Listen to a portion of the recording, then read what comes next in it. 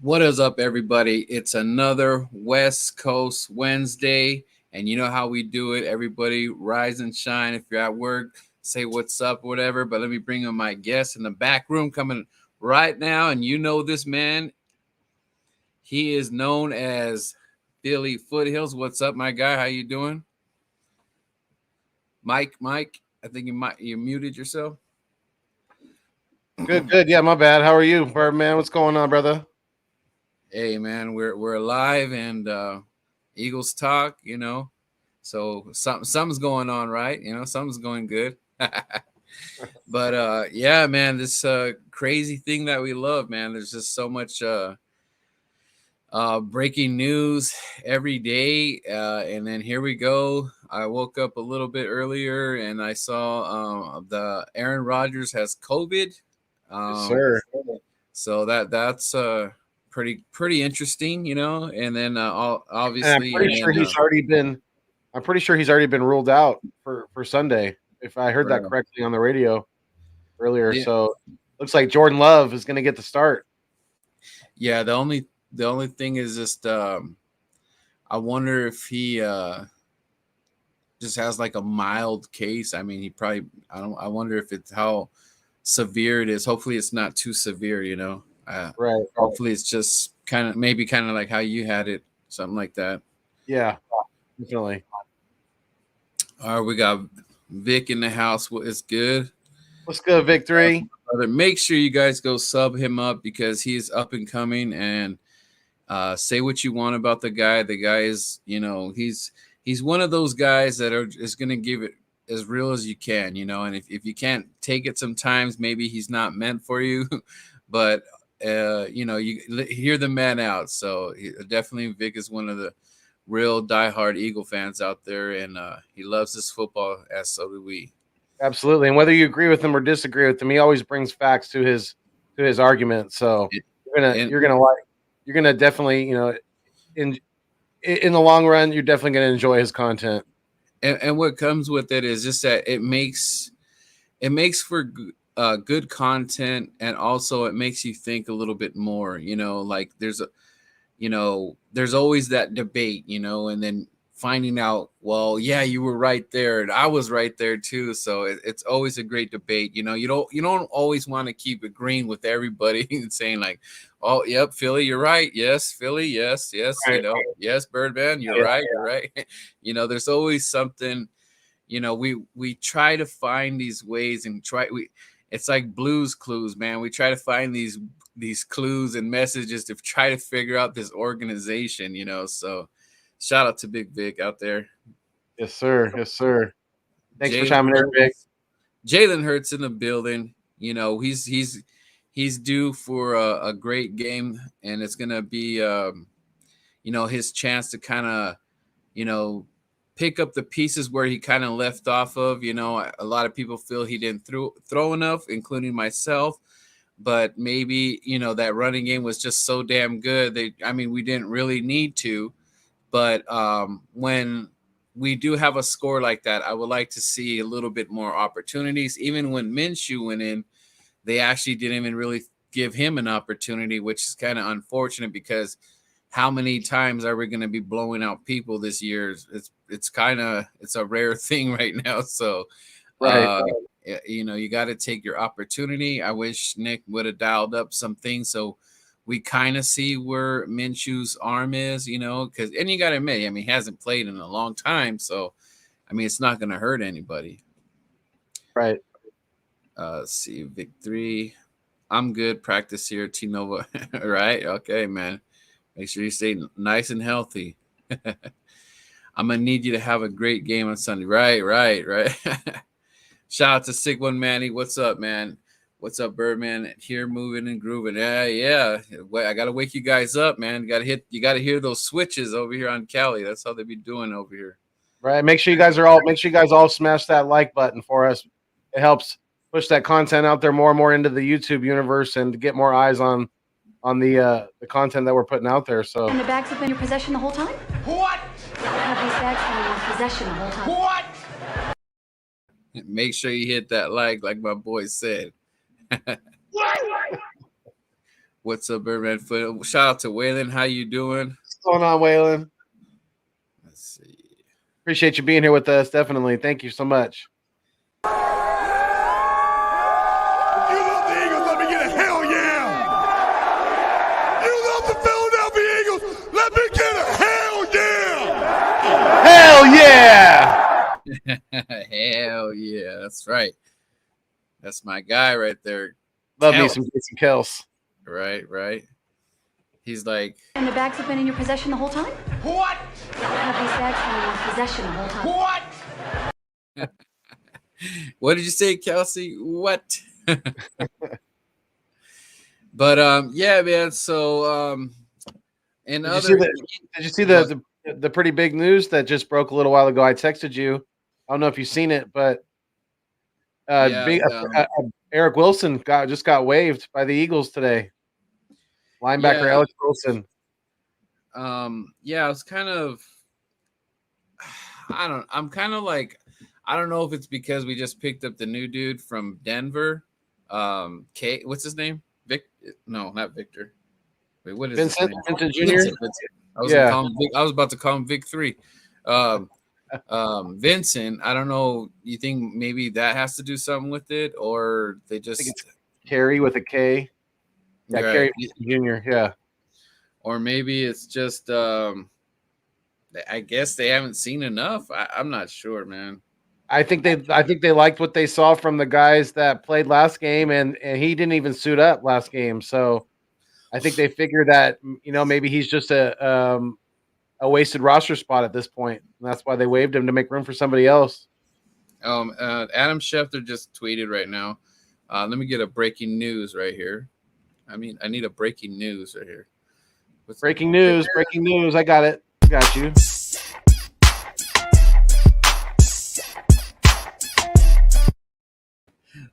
Giants. Wow, this is breaking news. Breaking news. Giants. Okay, ready? Me. Giants have 13 positive results among those tested yesterday. 13. Whoa. And all 13 were retested today, and the only one positive was running back coach Burton Burns, who turned 69 last week. Dang. Okay, so I guess they're okay. Wait, that doesn't make no sense. So they tested 13 results tested positive yesterday. All 13 were retested today, and the only one positive. Man, that's crazy. How could you test? I don't know. That's kind of weird. They all were positive yesterday, and today only the running back coach was positive. Huh. That is weird. So they had 13. They had 13 people test positive yesterday, but only one today. All 13 were retested today, and the only one positive was the running back coach, Burton Burns, who's 69, who turned 69 last week. Maybe they got some false positives, I guess, or something like that. I don't know. Okay, so I guess that's. I mean, that's kind of weird, though. What if they test positive tomorrow? I don't know. Are they testing that much? Is it like every day or something like that? As far as I know, I believe, yeah. Okay. I think they are.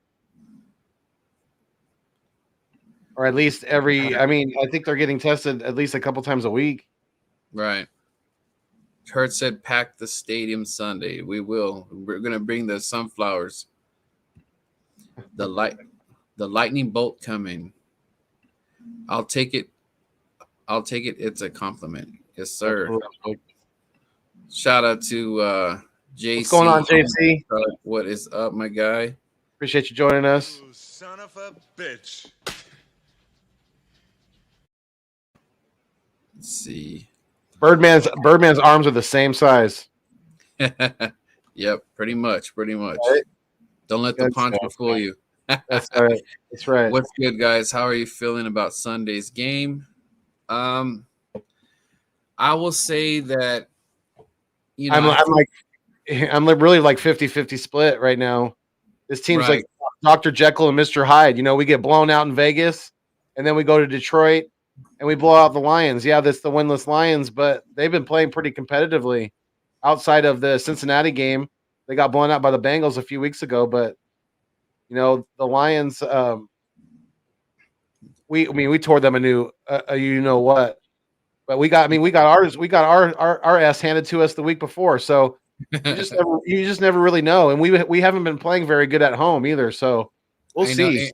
And what's crazy is that, speaking of the Raider game, you know, the Raiders are just flying high right now, especially off that, you know, the beat down they gave us. And now they just got smacked right in the face. And, you know, I know a lot of Raider fans, and, I at the end of the day, you know, we talk junk and all that stuff, you know, the fan side of it, we have fun with it. Nothing really serious, but, you know, being a fan of a player on your team, and you know, you buy their jersey, maybe you have their autographs, you know, your kids are looking up to these players and stuff like that. And for something to happen like that, it's an all-around tragedy, you know, and death being involved it's like the biggest no-no of them all. I was surprised that the Raiders already released him, you know. I wasn't at all. As soon as he got booked on the felony DUI, it's wraps. It's a rapsy scapsy. Well, the reason why I say that, Philly, is because not too long ago, I remember that a Dallas Cowboy player was involved with the same thing, and Sunday came and he was right there on the sideline. So there was nothing, you know, he was still able to go to the game and everything, like almost like nothing happened. So I think maybe the NFL, you know, I forgot when that happened. Maybe that a player actually killed somebody with driving drunk. Right. It was either DUI, and I think someone was killed. And there was another football player that was involved that someone just texted me too.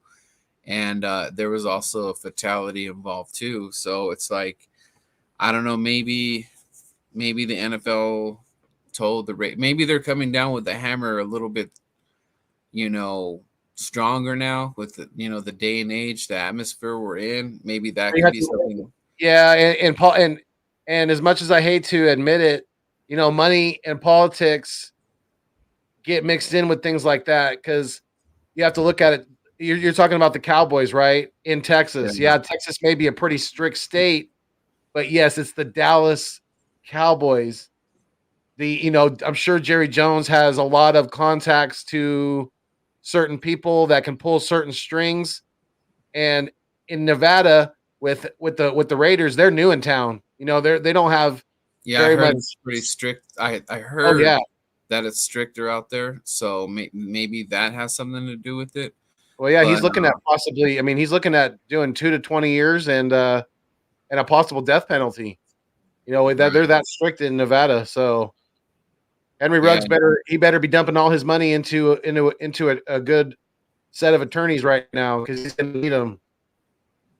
Yeah. So what I was getting to is that, if it was one of our players, say if it was a Fletcher Cox or, a Devontae Smith or something doing that, I mean, how devastated would we be right now? I don't even know if we would have the energy right now because we would be so devastated about the whole thing. So it's going to be interesting to see. I give props to the Raiders, even with the whole John Gruden thing, they were, still able to, they beat Denver and then they put a whooping on us, which was unfortunate for us, but, so they've kind of like weathered the storm and, and now they get hit with this, how is this locker room going to respond? They're going to travel to New York and stuff like that. So I think it's just very interesting. And, I feel the pain for the Raider fans, especially youngsters that looked up to like a Ruggs, because I mean, dude, if you think about it, to me, 22 is that's still pretty young, dude. That's still, I'm going to have a 21-year-old and coming up in May. And I still don't feel like, he's still my son. I don't feel like, he's this grown ass man and all that stuff. But, I'm not giving him a pass and all that or anything. But it's just like, dude, it's like you have can you imagine, Henry's mom and dad, how they're feeling right now that their son made this mistake, and that's going to, that's going to sit, man. That's going to sit. And he's so young, dude. But, it's very unfortunate, man. And I know I'm kind of getting off track here, but I'm just kind of, it is. It's very unfortunate. And, thoughts and prayers to the Fallen's family. She was a young girl in her early 20s. So he's going to, like you said, he's going to have to live with that. It doesn't matter what he really does for the rest of his life. As long as he's breathing on this earth, he's going to have to live with the fact that he took someone's life with his own wrongdoings, with his own stupid mistake. And he's got all the opportunities. He had all the access to, he's got the financial ability to get a ride home. If he didn't want to even tell a team, because a lot of people are saying, well, the teams offer free services to get players home in situations like that. Well, sometimes the players don't want to do that because they're in fear of getting repercussions from the team, getting fined, things like that, or, even getting the NFL getting wind of it, getting fined by the NFL, the media getting wind of it through the team, things like that. So, but he could have contacted a private Uber, even a friend, reached out to somebody. He never had to get behind the wheel of a car, and none of you out there have to ever. If you've been drinking, don't ever get behind the wheel of a car. Get another way home. Stay where you're at if you can. Just never drink and drive because it could change your life and somebody else's in an instant, and it's not worth it. A very sad situation. Yeah, it is. Let me pull up this tape real quick. And I know it didn't have anything to do with the casinos because he was at a private club event. Or a private event or whatever it was. But I'm sure this is the absolute nightmare that the NFL was fearing of putting a team in Vegas, something like this happening, and it's already happened. So, I just thoughts and prayers to not to Ruggs' family, like you said, to him, but mostly to to the victim, and her family and friends, because it's terrible.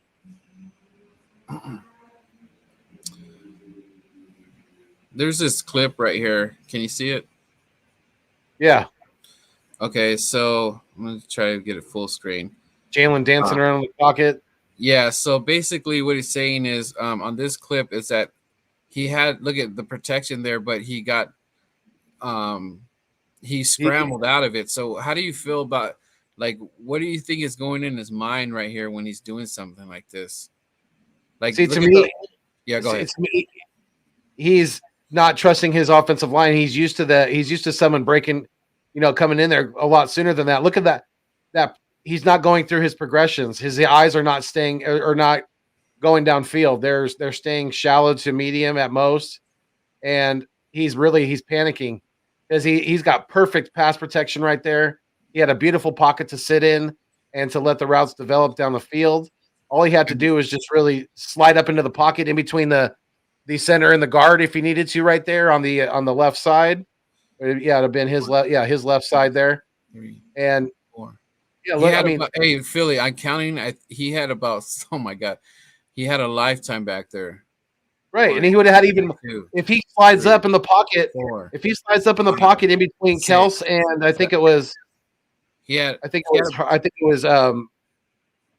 who's playing right guard there? I think it's Dickerson or left guard. If he slides in between Dickerson and Kelsey up into the pocket, he could hit a route down the field. I guarantee you somebody's going to be open. He's just not. He's not used to He's really not used to the offensive line pass blocking that good. And the reason why he was getting more time in the pocket like that is, well, for one, Detroit doesn't really have that great of a pass rush to begin with, but we were also running the ball, had a balanced offense. They didn't really know, what was coming at times because we were keeping it very, very even keeled on the offensive side. So, that definitely plays into it too. Jalen Hurts, he had so much time, man. I mean, he had this much time. Hijo de la chingada. Is that a joint, man? I mean, he had so much time, man. It's just like, dude. Oh my goodness. And it's like, I know I don't want to be like I'm nitpicking on Jalen, but stuff like that, he shouldn't be having those what do you say? He shouldn't be. It looks like it's like a nervous Nelly out there. Like he shouldn't. Mm-hmm. I mean, the line had to be pissed on that. It was like, bro, we basically almost gave you 7 seconds there. And, right. I mean, if there was nobody open, I can dig it. I don't know what I don't have the picture of what the receivers were doing right there. Maybe they were covered that good, but it's kind of hard to believe because Detroit's really not that great. So to me, it looks like he's got happy feet right there. He's getting nervous. He's not used to the offensive line pass blocking that well and for that long. Mm-hmm. And he's expecting somebody to be coming creeping behind him. They weren't there. He's like I said earlier, he's got to keep his eyes. He's got to trust his offensive line. He's got to have that clock in his head, and he's got to be able to go through his progressions, and not just look to check it down all the time or take the short dump off pass. It's idiot. What? Do you realize what you've just done? You just cost me $25,000, Polly. Yeah, blow me. Yeah, basically, Jalen. That's great. That's great.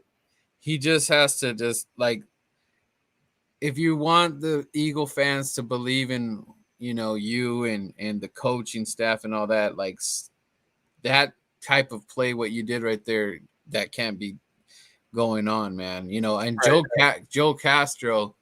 Shout out to Joe Castro. He is just totally not on board with Jalen at all. And everybody has the right to their opinion. Everybody's pretty upset with Jalen. There's plenty more of bad things like that has happened. But in the same breath, it's just like it's so hard me to just grill him so damn hard when Nick Sirianni continues to not have the plays be developed for him, to just like basically simplify it or be a game manager. Remember, Dak Prescott was a game manager.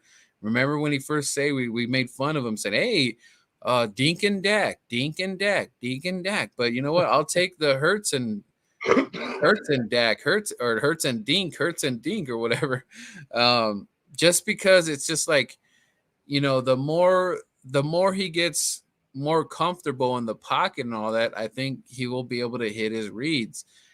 But I just feel that play right there told me that he was so in a hurry to get something going, and he panicked, and he was like, I got to make something happen without just looking at on the field, right?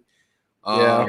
Go ahead. I think because our coach and offensive coordinator are not really, quarterback gurus or of any type. Obviously Nick Sirianni's more of a wide receiver guy. He's a former wide receiver. I mean, yeah, he's been working with Jalen and stuff like that. But I think I'm starting to lean towards Vic 3's, comment here in regards to we need to start looking elsewhere when it comes to, or we need to start holding quarterback coach Brian Johnson more accountable for the lack of progression that we've seen from Jalen Hurts. Mm-hmm. It's kind of it's kind of a combination of, to me, it's a combination of that coaching from him, and also the coaching coming from the play calling. Just the putting Jalen out, putting the offense running, having the offense run through Jalen so much has put way too much pressure on him, and that's held his progression back as well. So, you kind of have to look at it from both sides. But that, in my opinion, it's a combination, I think, of a lack of coaching from the quarterback coach, but also just the play calling and how the offense has been running, and it just can't be anywhere near the total offensive production can't be anywhere near the 85% or whatever it's been for Jalen Hurts. It's way too much. We have other weapons on this team that we need to utilize, like Dallas Goedert, like Quez Watkins, like Devontae Smith. We got to get Devontae more in open space. Maybe have him change some things up a little bit, have him run a go route or something like that. Just let him try to get a 50-50 ball down the field or something like that if you get a one-on-one. But I heard, and I have heard about Deshaun Jackson, and I think they lost their over the top threat. So I mean, he just became available, so that makes sense. Yeah. Also with Odell and he's Beckham. And he's on the West Coast. He's like what? How far did it take you to get to Vegas? I'm 3, so he's about 4. Yeah. See? Yep. And then they're also Odell Beckham Jr. I'm hearing the Raider fans asking for him. And I don't know if you've seen any video lately, but there's some footage out there of when Baker Mayfield doesn't see Odell Beckham wide open, and I seen it, and he's just kind of like, "Hey, dummy, I'm right here," and and it's gotten so bad that Odell Beckham Jr., his father, is talking junk to Baker, so that's not helping, but we'll see what happens. But I know the Raiders would be very interested to, get somebody in there to. It's not going to be exactly replacing, but it's something that could help. I don't know. I don't know. I don't think Dante Stallworth was drunk when he hit that person. I don't think he was, and I think it was kind of that person's fault a little bit as well, I believe, if I'm not mistaken, but I could be wrong. I have to go. Yeah. The player that I don't think his name was Dante. It was like another guy. He wasn't like a big name or anything. He might be a third stringer or something like that. It wasn't really even a big name, but he was involved, and it did happen in Dallas. I do remember that. Let's see. Herbert has been struggling lately, and the Chargers defense has been struggling with their run defense. And what do we need to do, guys? 3 words. Give it to me. Let's see. Run the ball. Let me see if I can find those 3 words. Run the ball. BLSG, you want to hear it? You want to hear it from Howie Roseman? Yeah.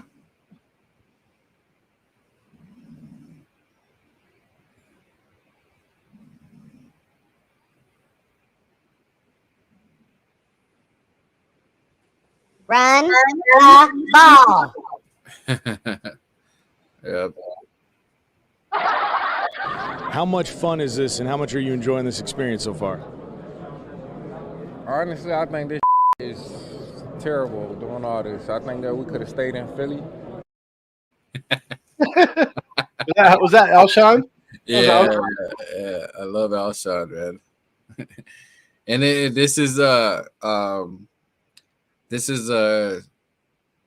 Lori watching the freaking the Eagles game.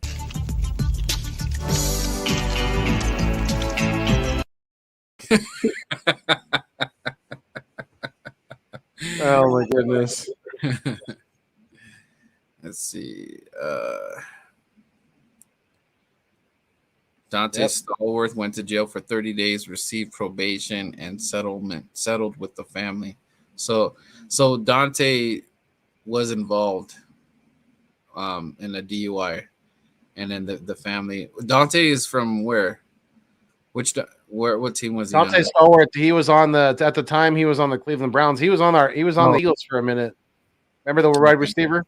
He's actually from the Sacramento area. He's from Grant High School. Okay. Yeah, pretty big football high school out It's a here. sad situation for everyone involved, but it's even more tragic situation for the victim's family. My thoughts and prayers go out to them. Big facts. Yeah. Like I met you last night. It was nothing. Just go to the front of the desk and ask for a ride. Yeah. Yeah, it's not that hard. It really isn't. Even if I was at a casino, they still would be able to get you a ride home. Yeah. Oh my God. Yeah. Especially. And like I said last night on our podcast, the Eats Meets West, even if I don't care, even if you have to go find a park bench and sleep on it, you do what you have to do. You do not drink and drive. Coach Dante is in the building. What up, Coach? Appreciate you being here. Late break. Here they won. Yes, they're pointing. They're pointing. Yes.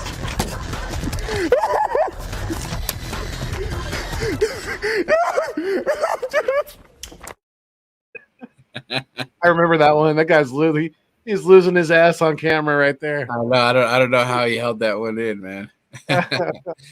Jerry Glenville used to always tell Brett Favre, he's happy feet hurts.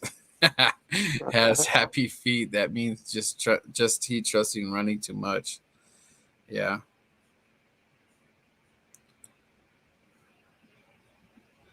I'm going to continue beating on that drum. We need to move on from the quarterback's coach. Yeah, I think so, Vic. I think so.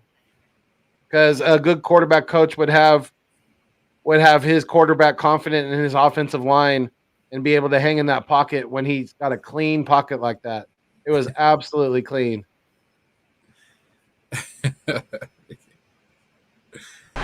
Are you checking any luggage today, sir? Yeah.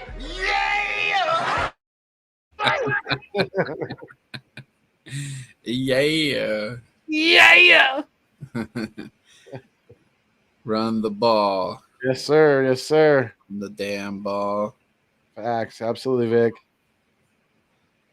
Run the ball and If he dies, he dies.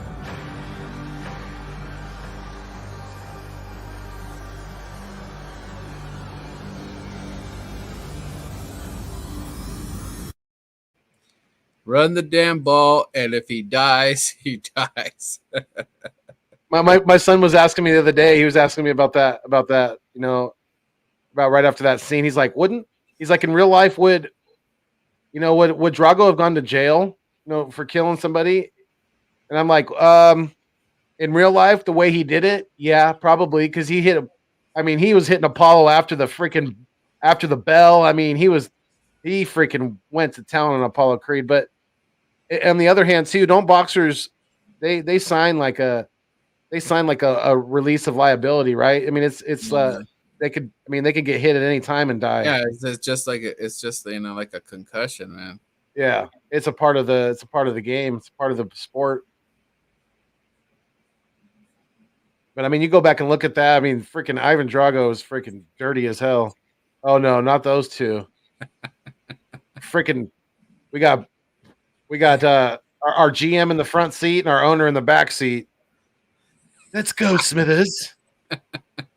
Right away, Mr. Lurie. Another great signing. You did what? Yeah, Mr. Lurie, I went ahead and I traded Joe Flacco, and now Gardner Minshew Mania is now our backup quarterback. So we can go ahead and start another quarterback controversy. Let's answer KG right here. Do you see any progression in Hurts so far?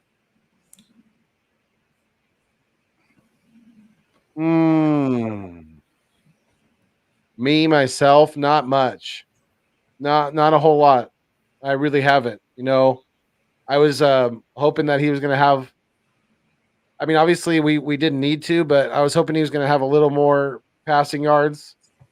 Try to throw the ball a little bit more down the field against Detroit, but it is what it is. But yeah, I haven't seen as much as I would like to, especially up to this point. I mean, we're pretty much being that we now have a 17-game season, we don't really have that even midpoint, but we're pretty much right at it right now. We've played 8 games going into the 9th game, so we're right there pretty much. So I mean, what do you think, Birdman? I haven't seen what I needed to see so far. What do you think? Well, this is pretty much the Eagle fans in the audience watching Jalen Hurts' progression.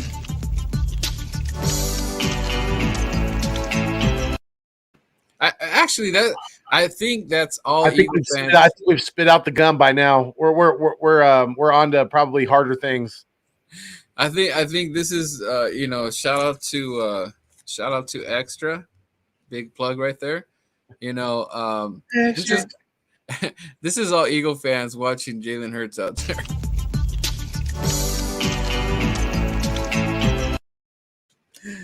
But I don't take shots at my own QB, but you know what, man? Like, when I left that Raider game, dude.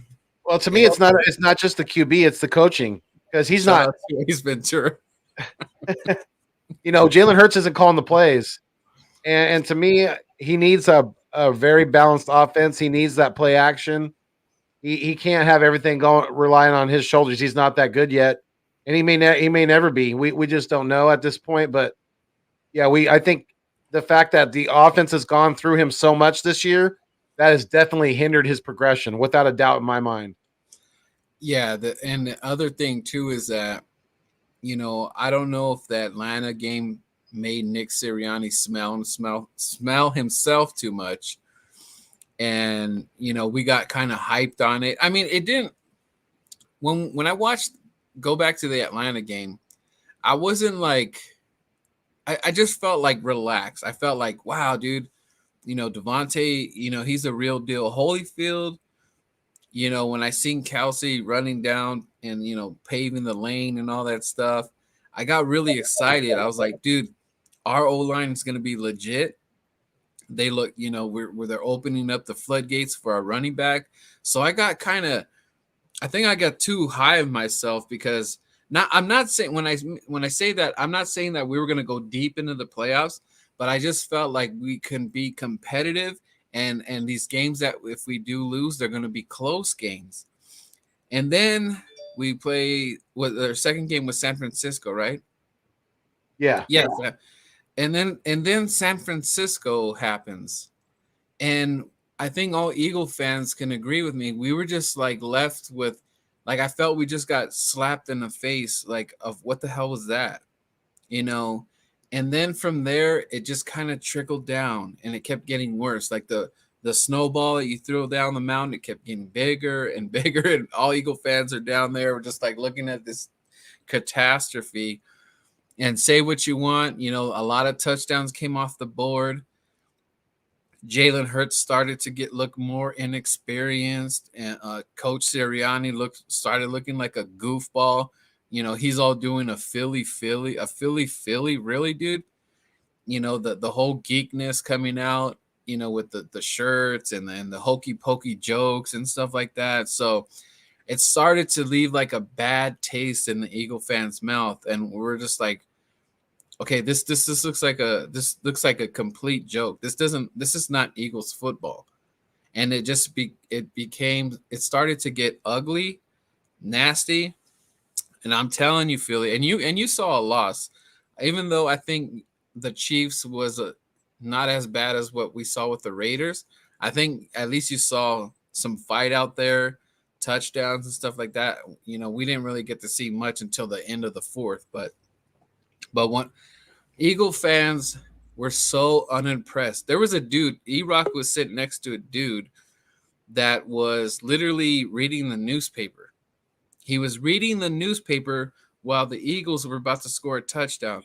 That's how unimpressed this fan base is.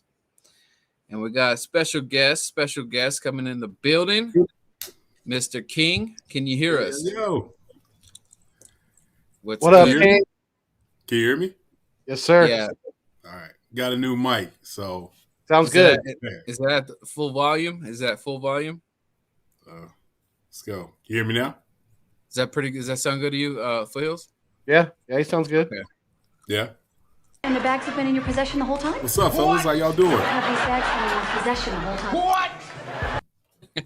What? Well, being here. You know, the news down, you know, a lot of crazy stuff going on. We were just talking about the whole Aaron Rodgers thing, Ruggs. The Eagles let go of Wilson.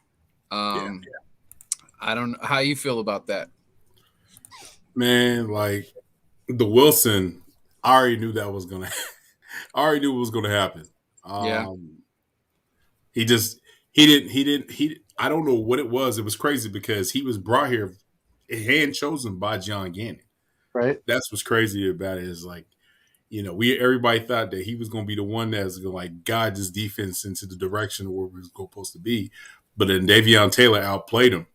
And then and the one thing I would say is like, it was Edwards outplayed him as well. So, you know, he was shedding blocks. He was in spots that he needed to be to make the play. Right. I just thought he was going to get traded, but then coming to find out, you know, that was the reason why he was a cheap free agent this past offseason.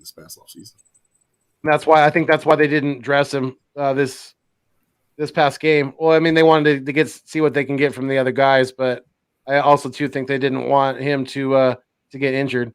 You know, they were definitely had him on the trade block. Most definitely. Yeah.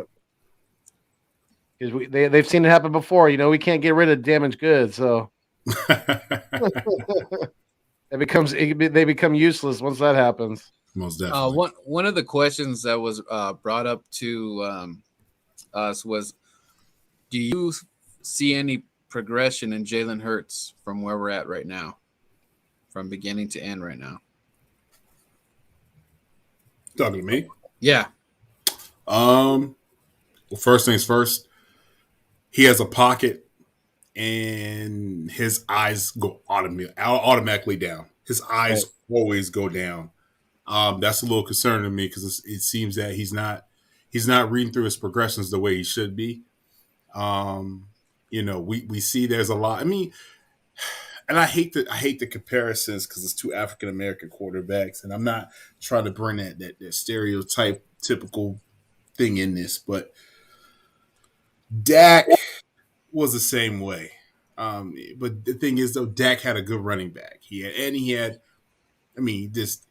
just worked. And he had somewhat of a defense that can help him those first 2 years when he was in the league. It helped him a lot.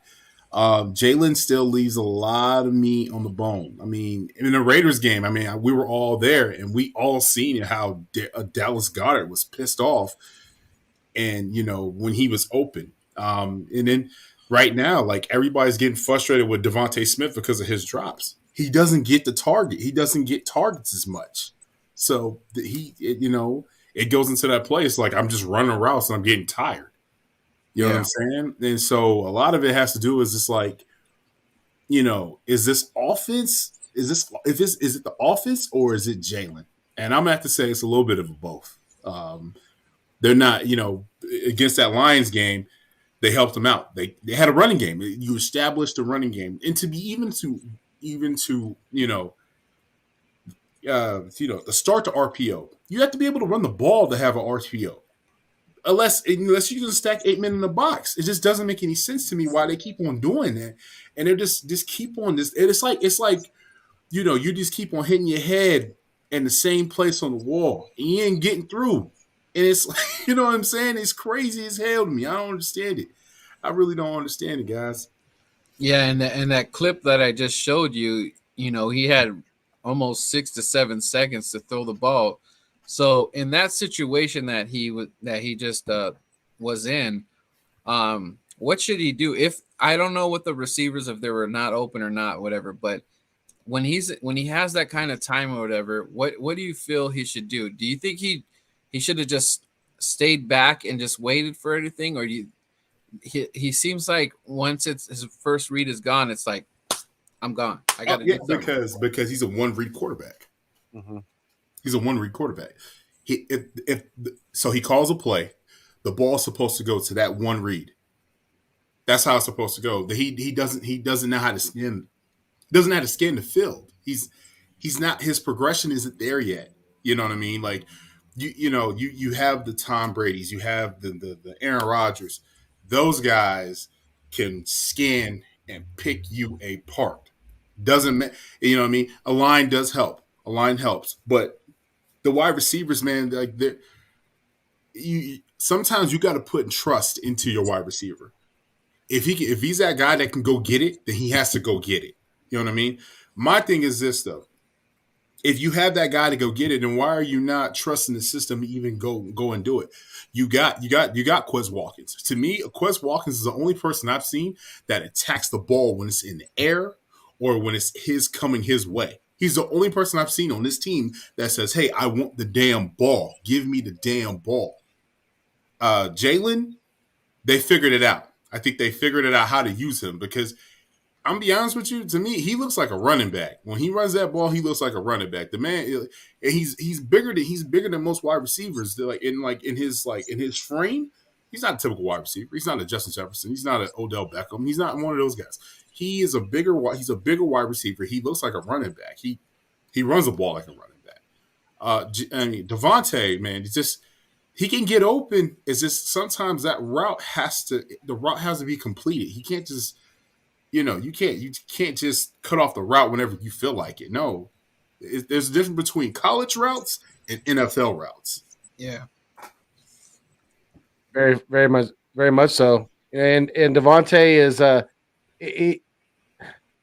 I can see how and I've been frustrated with him a little bit at times too because he'll drop some of those easy catches, but yet he makes those beautiful catches on the sideline where he's fully extended out and he's dragging that second foot on the tippy toes, so it's like you gotta have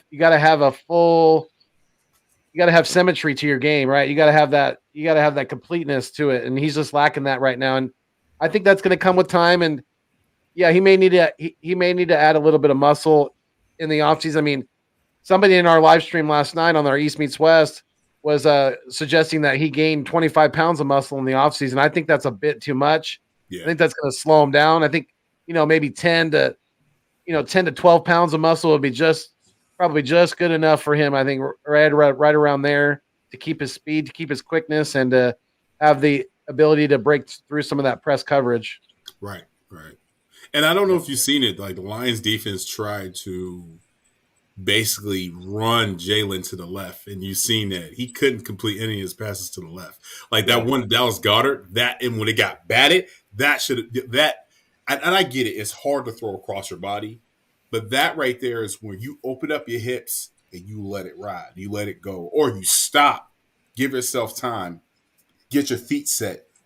Then you know what I mean? Like, it's just one of those things, man. He just, he, like you said, like, he's still technically a rookie. He's not going to have all the tools in the bag where it's like, you're going to have, like NBA players. A lot of NBA players, especially nowadays, a lot of these players have their goodie bag. You got the, okay, well, if he's going to guard me this way, I'm going to go to my sweet spot. I'm doing this move. Boom, boom, boom. Right. They got their artillery. And okay, take it with a grain of salt. He's not playing that great this year, but he still has his go-to what he can do.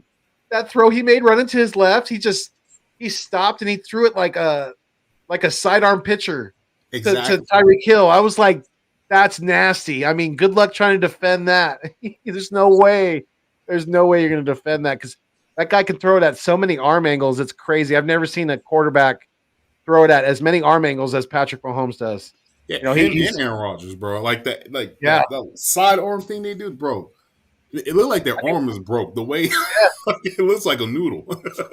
you could definitely tell that Mahomes he's played some baseball in his life. That's for sure. Oh, for sure. You can tell. I mean, majority's quarterbacks play baseball. Oh yeah, majority's quarterbacks. I'm sure Rodgers did too. He grew up not too far from where I'm at here. He grew up in Chico, California. So that's a big baseball town. Oh yeah, yes sir, absolutely. Michael Thomas has a new problem with his ankle, and his return is unknown. Yeah, he's not coming back this year. He already said. No more. Yeah, he don't want to be there no more. Especially with Jameis out. Especially with Jameis out too. Yeah, he's like, nah, I'm not coming back. Yeah, I'm good. You gonna have me running routes for Taysom Hill? Nah, bro. I ain't having it. You be running all damn day. Yeah, exactly. It's like I'm gonna pull a hamstring or something, or running so much out there. Yeah, and to answer to answer that question, though, Keith, it's. I think we're all waiting for him to do something, but at the end of the day, this coaching staff is not using Reagor the way he should be. They finally did it. They finally did it this past weekend with the jet sweeps to the left and to the right, and then use them like a Tyreek Hill. You see how they do the little pass catches, like do that stuff. Like I'm over here looking at the Chiefs offense. I'm like, bro, we can do this stuff if our coaching staff will just be like, listen, just let's go, let's do it. But it's like they trying to figure, they do the opposite to figure things out. It's weird. It's crazy because people, they look at Reagor and they look at where he was drafted, and it was, to me, how he reached that he wasn't a first round to me. He really wasn't. And he's going to be a really good complementary receiver in this league. I think he is, he gets a true number one to work next to. Yeah, I think Reagor can do some good things. Like you said, get him in those jet sweeps more. Get him into open. Just get the ball in his hands, like they do with Debo in San Francisco. Just get the ball in his hands. Thank you. He's another wide receiver. Like, yo, look at the comparisons. Like, even though Debo is like the king of yak, right? But still, like, bro, you got something there where you're like, okay, if he doesn't, we can't use him this way. We'll move him. We'll use him this way. Right. Put weapons that are available on the field and utilize them. Stop this whole, I'm just gonna put them in a can and it's a jar and this is what all they can do. No, right. It's like when you're learning how to play chess, right? Or any kind of game of strategy like that. You don't keep playing the same way. You have to adjust your game. You have to attack certain ways. You have to defend certain ways. So you have to be able to adjust on the fly, sort of. Especially if you're playing against like the same opponent, you can kind of get a feel of how they play and how they're going to attack you and how you want to attack them, things like that. It's all a learning process. Right. The O-line game, after game, it has a new person starting. Imagine Jordan, Isaac, Jason, Brandon, Lane starting together More than 2 games. I mean, O-line. I'm gonna say something right now. Lander Dickerson, he is getting better at game after game after game. I wish Herbig would have. I wish Herbig would have played over Driscoll, but we I don't know. I mean, yeah, you know what I mean. I'm not inside like that. I mean, I have intel inside, but I don't know far as coaching wise like that. But right, yeah, man, I think we need. Yes, most definitely, Kenneth. Yeah. Bro, you so right, bro. We need veteran wide receiver help so bad. I can't blame Rager. That's all on the coaching staff. Most definitely, play calling. Most definitely, Vic. What's up, Philly Insider Podcast? Make sure you guys go subscribe to him. Does a lot of work for the Eagles, especially in making content, and a great dude. Hill and Chiefs game with an offside call with losing Daniel Jones and the Giants. In that play, the Chiefs player on the left jumped before the snap but the refs missed the call. Yeah, but Chiefs was getting help. Like that face mask wasn't that like phantom face mask. That wasn't even a face mask. Greg Ward is the leader. Nah. We nah. I get what you're saying, but we need somebody that's going to be a leader. Yeah, and walk the walk and talk the talk. Somebody that's going to put that action in and be like, "Hey guys, you see what I can do. You can do it." You know what I'm saying? Which is why he's still Herbig is a stud, better than the run game this year too. Dickerson gets the reps at LG because he's young and needs to learn from the film. But if we were in a win now mode, Herbig at left guard, Driscoll at right guard. I like Herbig, man. I know he's fat. That he's fat, but he's PHT fat. Yeah, you know what I'm saying? Like they label him as fat. Bro, he played well. And Dickerson, man, like I said, he's getting better game after game after game. His feet are getting under him. He's understanding in the game and everything. So, yeah. All right, so let's get into some of these games that are coming up. One starting tomorrow. It's just going to be we got the Jets at the Colts. Man, what I seen from the Jets last week, man, they basically saying they ain't dead. So, I'm still going to go with the Colts, though. Right, yeah. Let's see. Who you going with? Hold on one second. Oh. Who's the Jets QB again? I forgot his name. I just had his name in my head. Wilson? Wait. Is it? Wait. No, he's hurt. You talking about the active? Yeah, who is they just won? Research, hold up. Man, that's crazy because they just beat who did they just beat? The Ravens? No. Mike White. Oh yeah, that's right. Who did they just beat right now? So what? Who did the Jets just beat? Was it the Ravens? No, I don't think it was the Ravens. I think it was Cincinnati. Oh, that's right, Cincinnati. Oh man, I think this is going to be a big game for Carson Wentz. I think he has to win this game, man, to get us. Are you believing those reports? You think the Colts are going to sit him so they can keep that first round pick? I'm just talking about. I'm not talking about that aspect of it. I'm talking more about like for them to get in the playoffs. I think this is like a game that they should get that game. So I think they should win this game. They should win this game. Yeah, because hopefully Carson doesn't do anything stupid like he did last week. Oh my God! What was that? I think the Colts are kind of in our little bit of a situation. Maybe not as bad, but we do have a chance to get in the wild card if we can just. If you look at the schedule, man, it's very doable, and minus we could have won 1 or 2 games that we just already played. Our record does not show what we were actually capable of doing. I believe we shot ourselves in the foot so many times right now, and these are the results of it. But yeah, Nick Sirianni has a tall task, and he might be able to save his butt a little bit right here as far as all the naysayers go And then the same goes for Jalen Hurts. You know, you have a chance. It's not that big of a tall task to just ride this out and play some good football. And if you get, if you have a great game, awesome. That comes with the territory. But I think this is set up right now to kind of just save the Eagles' ass.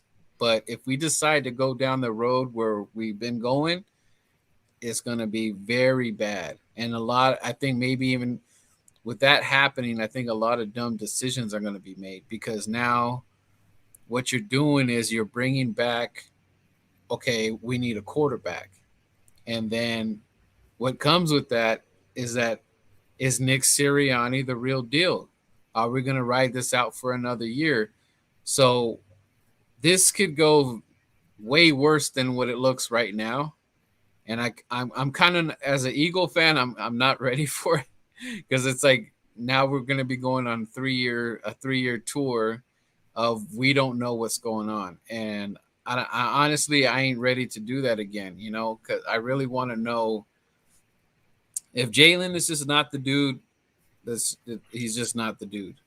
Does that mean we have to go get the quarterback? If there's someone there, I guess. You're talking about a rookie quarterback drafting out of college? That's not going to happen. That's not going to happen. Well, I'm hearing that's how he thinks he's going to save his ass by getting that quarterback in the. No, that's not going to happen. If he wants to save his ass, he's going to have to trade for a quarterback. Trade for a quarterback? Yeah, you're either going to trade for Russell Wilson, or you're going to put all your ducks in line, dot your I's and cross your T's and go get Aaron Rodgers. That's the only way you can save your ass. But the thing is, here's my thing though. In order to get a Russell Wilson or Aaron Rodgers, we're going to have to give up that draft capital, which we're already suffering. So even though, okay, I'll be excited. That's what's going to have to happen. If he wants to save his ass, if you think you're saying he wants to save his ass to continue to be the GM, he's going to have to give up 2 first round a year after that to go get Wilson. I think Russell Wilson will be on the top of the Philadelphia Eagles list for next offseason. I guarantee you that. They will do everything they can to go get Russell Wilson. But he's available, definitely. I think so too. My thing though is this. There's a lot of people that are not liking Howie Roseman. So how does that get sold to a player like Russell Wilson about all that crap they're saying about how he's running shop? How do we bring? I mean, it already happened with Deshaun Watson. Supposedly he's heard it too, and even though he's damaged goods right now, there's that thing that people are saying even coaches don't want to come here. So how is that going to get sold to a guy like Russell Wilson that everything is okay over here in Philly? So to piggyback off that, I think Howie gets a lot of blame because of he's a GM, right? But we all know who runs the show. It's Jeffrey Lurie. The front office is toxic. I hate to say it. I love the Eagles. It is what it is, though. As the owner, I feel the same way. I would want to run my team too. But when your ass don't know shit about football, then you should stay your ass out of football. Stay in your lane. That's right.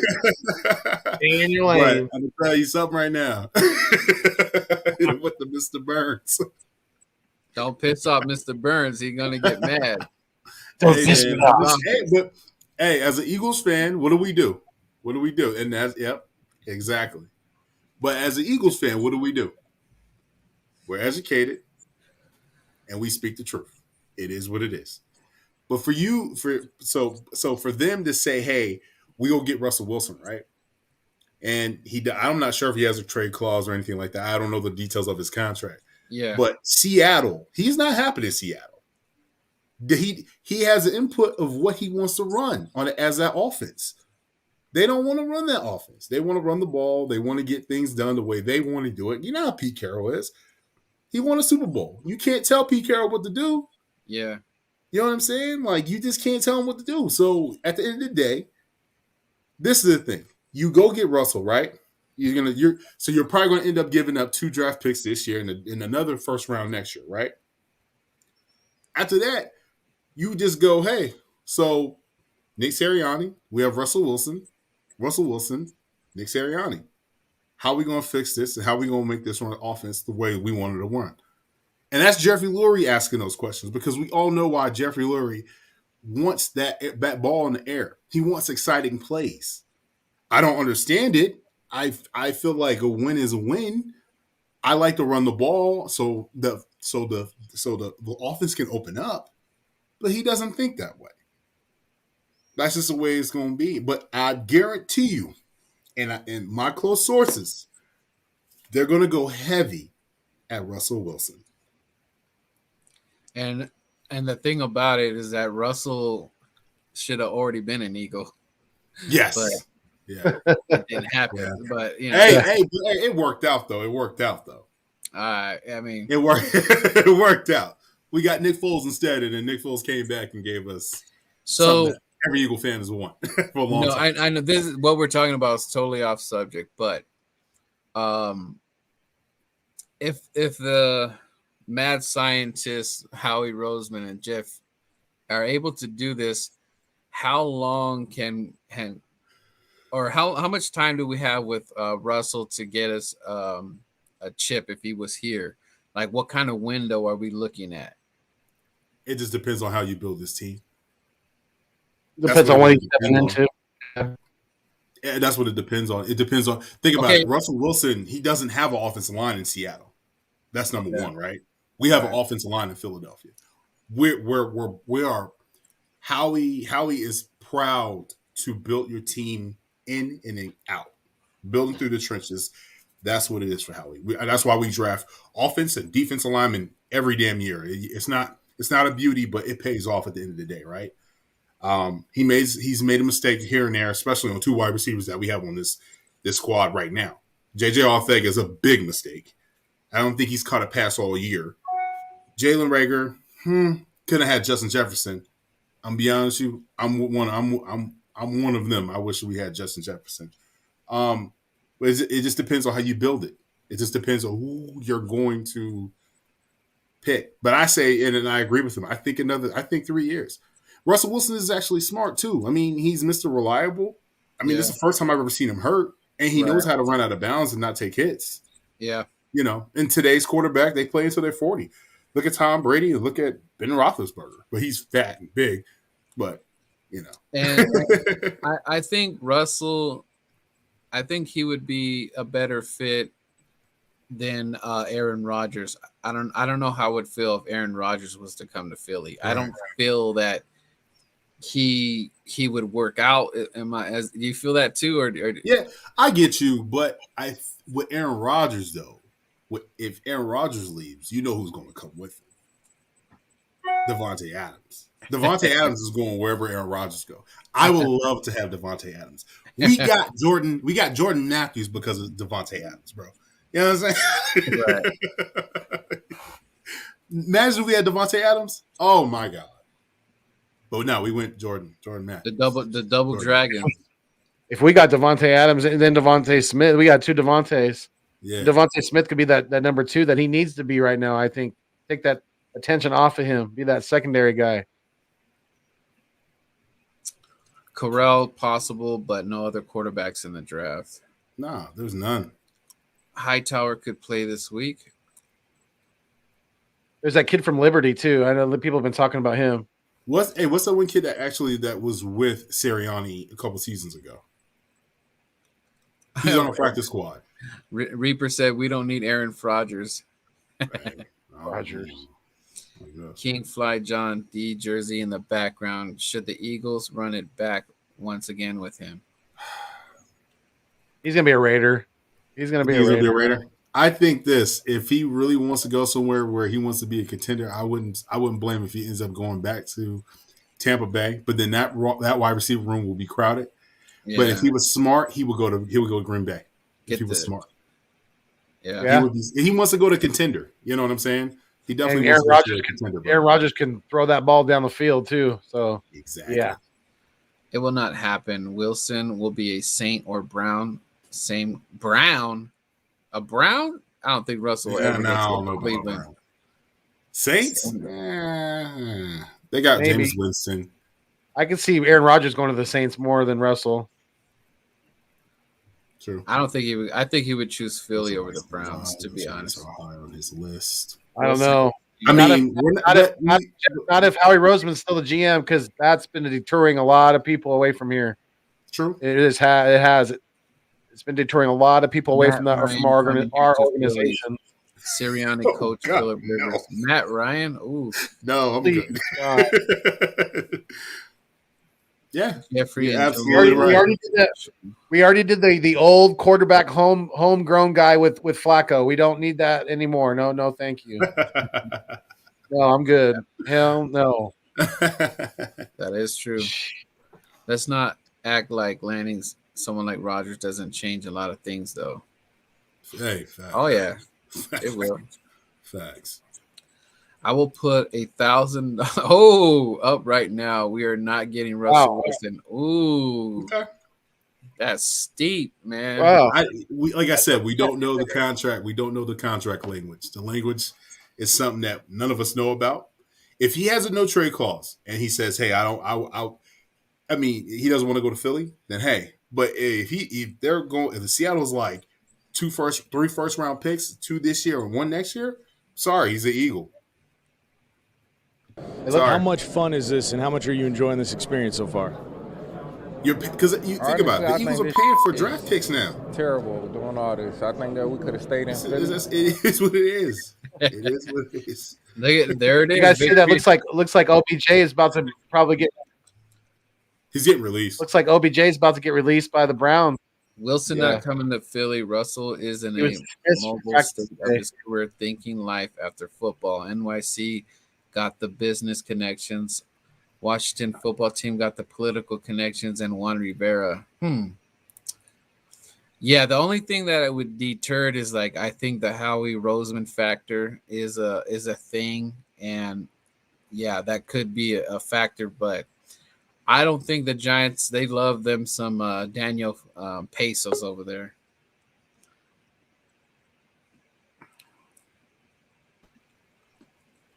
You back? Yeah, I'm back. Went wrong.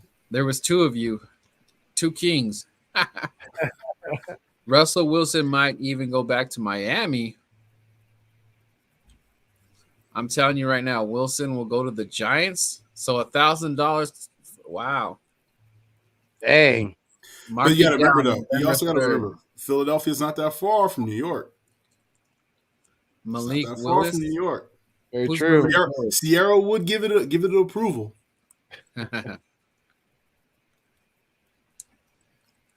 If he was smart, he would have kept his mouth shut and stayed in LA. Oh, Deshaun? Deshaun? Yeah, I think he's talking about Deshaun. Let's see how Devontae does with Jordan Love.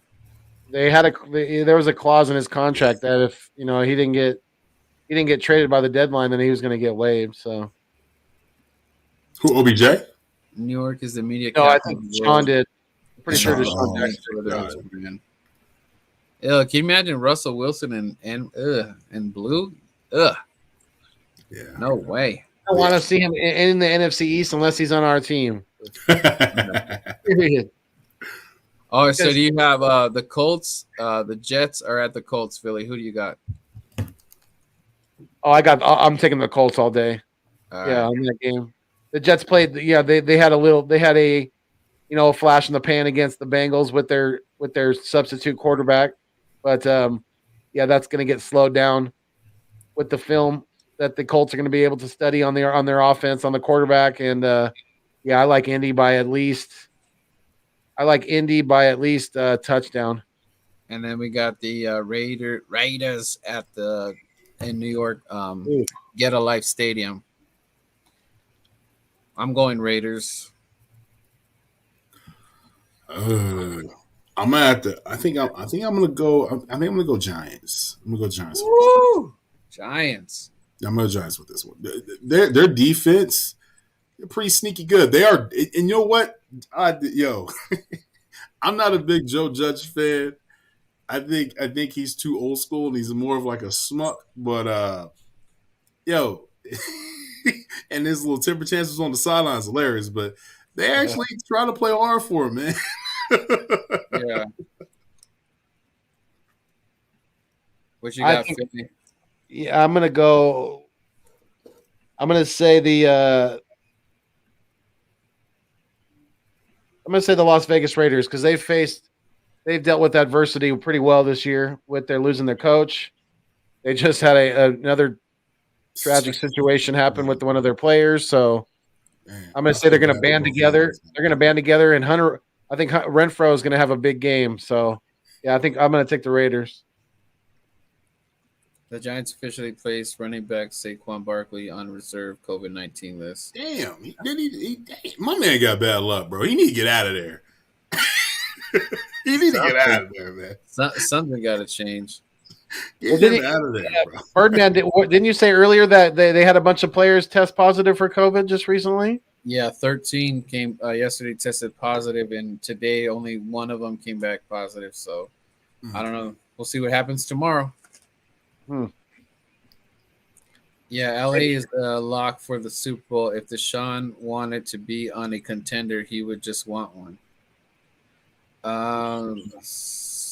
Yeah, there you could. Yeah, I don't know what the hell the deal was. I didn't argue with that. Falcons at the Saints. Do you believe in Taysom Hill? Yeah, but that's the question. Taysom Hill, believe in him. Yeah, but he didn't even play. He wasn't even the quarterback that just beat the. Oh yeah, it's Simeon, something like that. So who's playing? Are they gonna start that dude or? I'm going Atlanta. Sorry, I'm going Atlanta.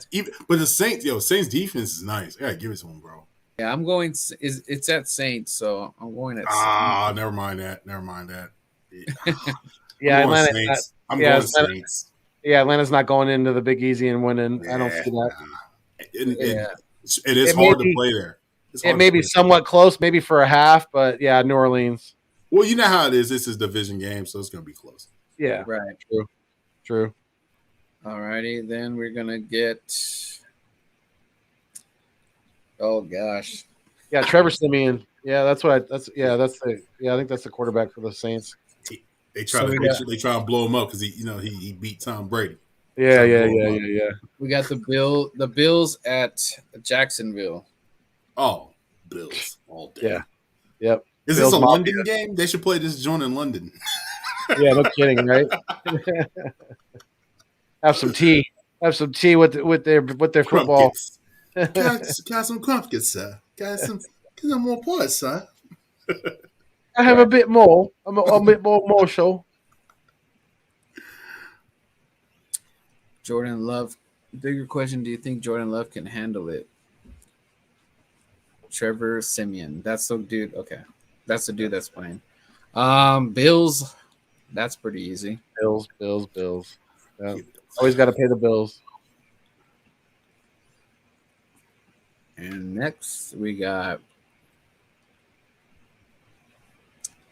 Cleveland Browns at Cincinnati.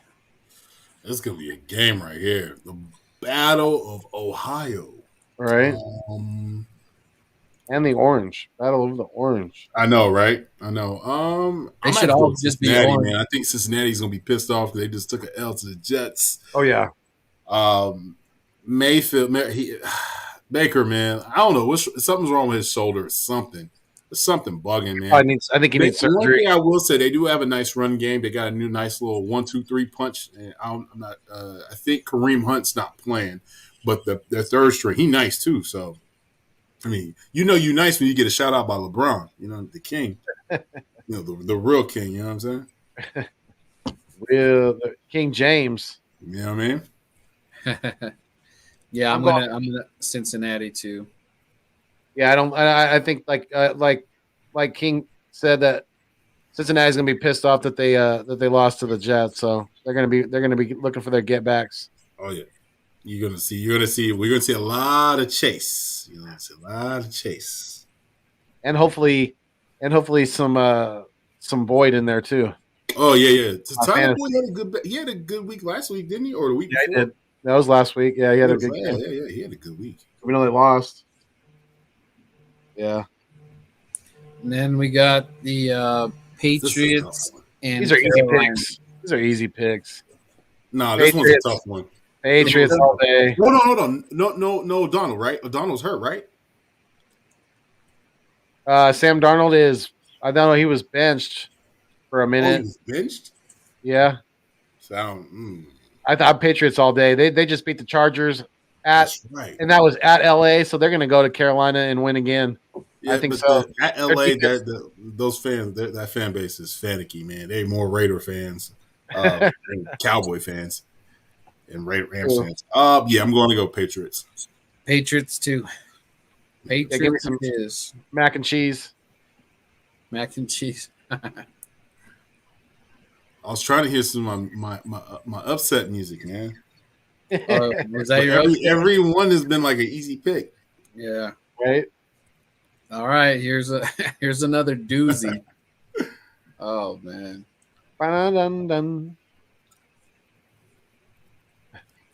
Another doozy for you. The Broncos in Dallas. Oh, it's Dallas all day. I hate even saying their name. Is Dak going to play though? That's the question. Is Dak going to play? I heard he's going to play. You know what? I have a feeling that upset Dak is not going to play because they're going to hold him out one more game because they think that Denver's going to be an easy win, and Denver's going to go into Dallas and upset the stinking Cowboys. Get that music. Cue it up.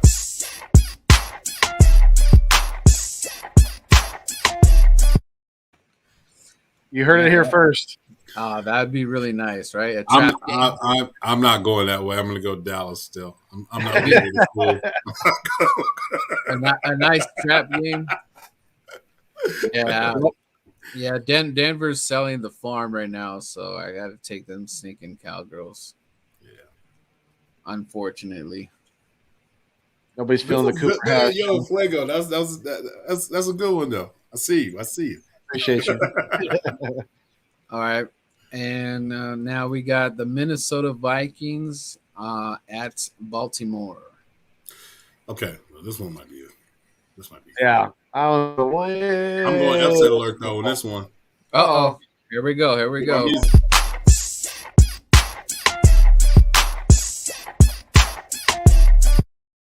What is it? Tell us. Vikings.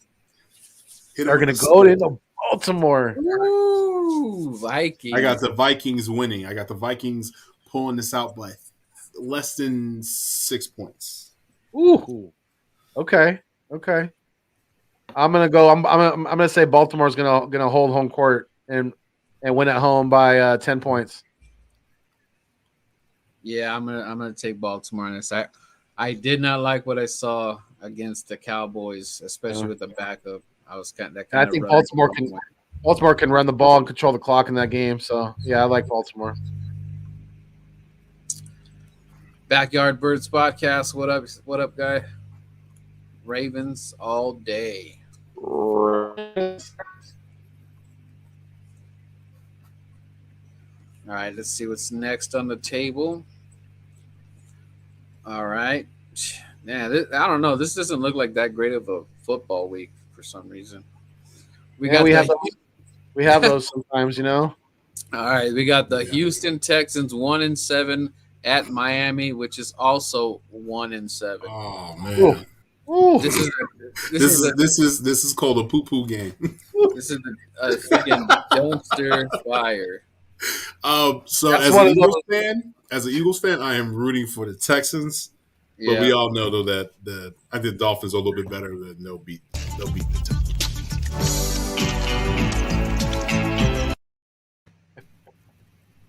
Facts. Oh man, we're all dads here, so we all remember those blowout diapers, right? Where the shoes are coming out the side, right? That's this game right here in a nutshell, right? I mean, it's pretty bad. You can smell it from here, but I think I'm going to go with the Dolphins at home. I think they're going to be just a little bit better than the Texans. I got let's see. Let me see. I got an upset alert going on right here. There's an upset alert in this one? No way. What is it? The poo-poo upset alert?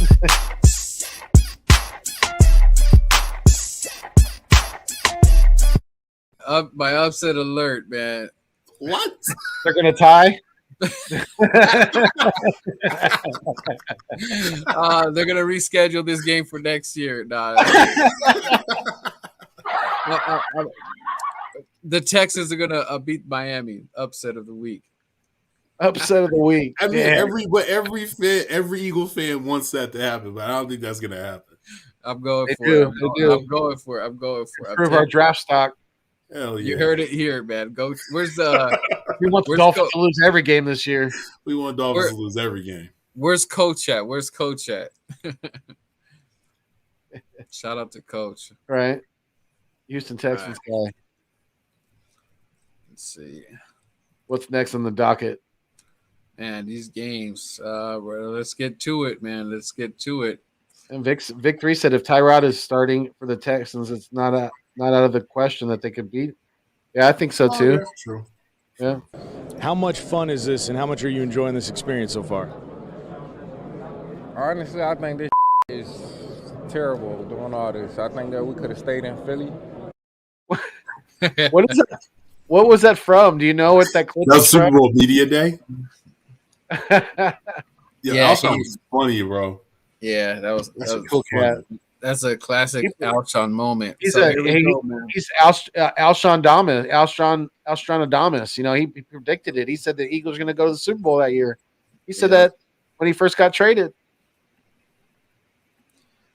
All right, who's gonna go first? Who's going? Oh, Philly's rolling up the sleeves. Who's going first? I'm gonna let Philly go since he rolled the sleeves.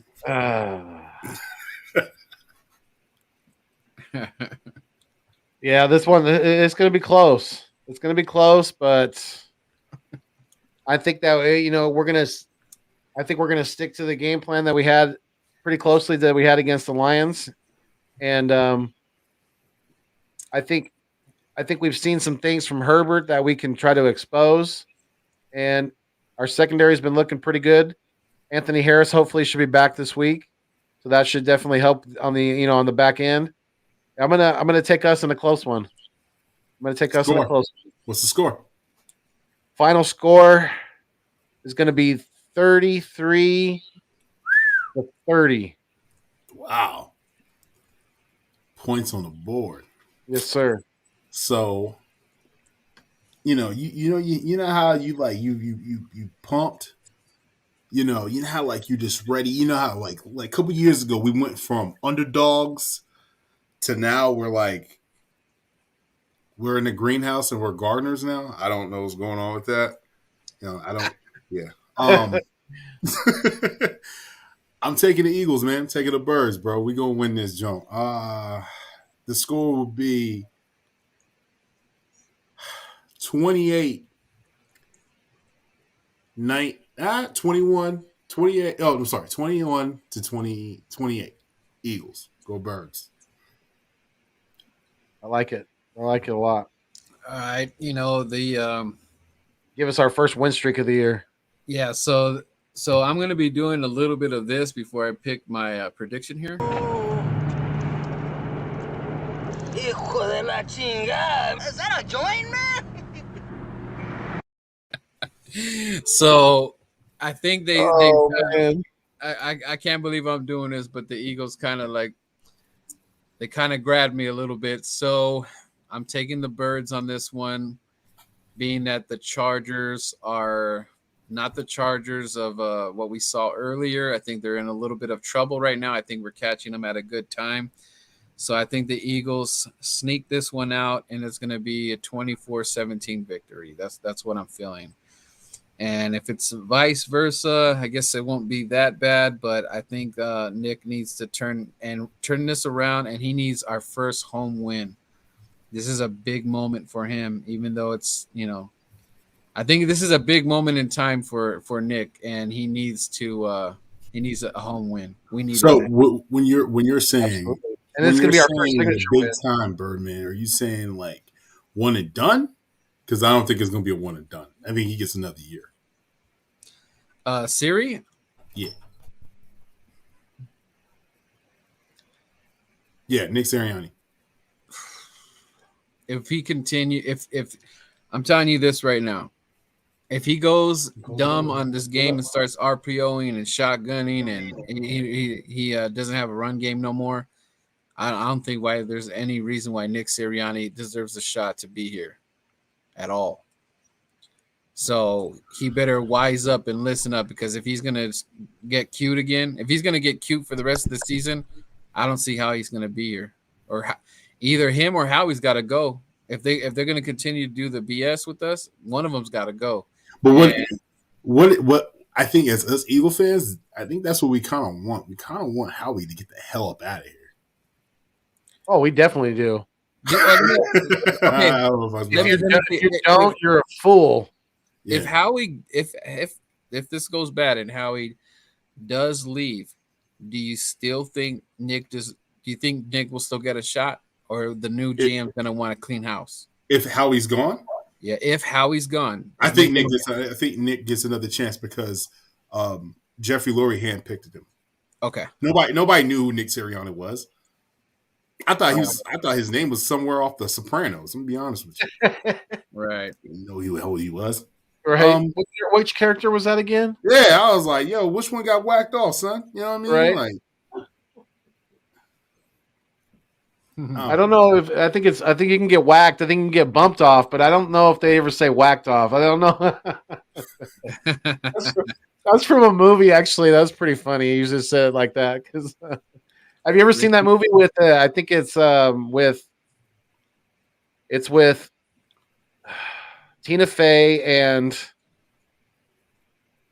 Night Out and Steve Carell. Yes. Yeah. They're getting hunted. They're getting hunted down by somebody. And she's like, we're gonna get whacked off. No, we might get whacked. We might get bumped off, but we're definitely not gonna get whacked off. If you replace Nick, I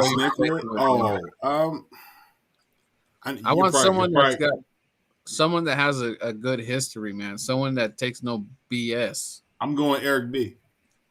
The enemy.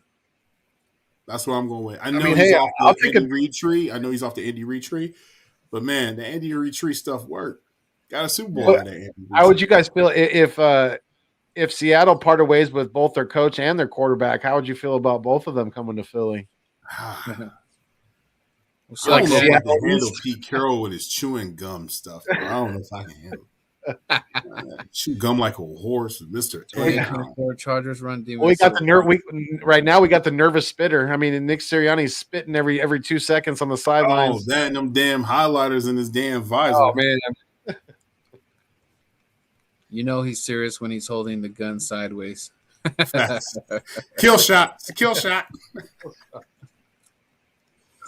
Brian. I love it.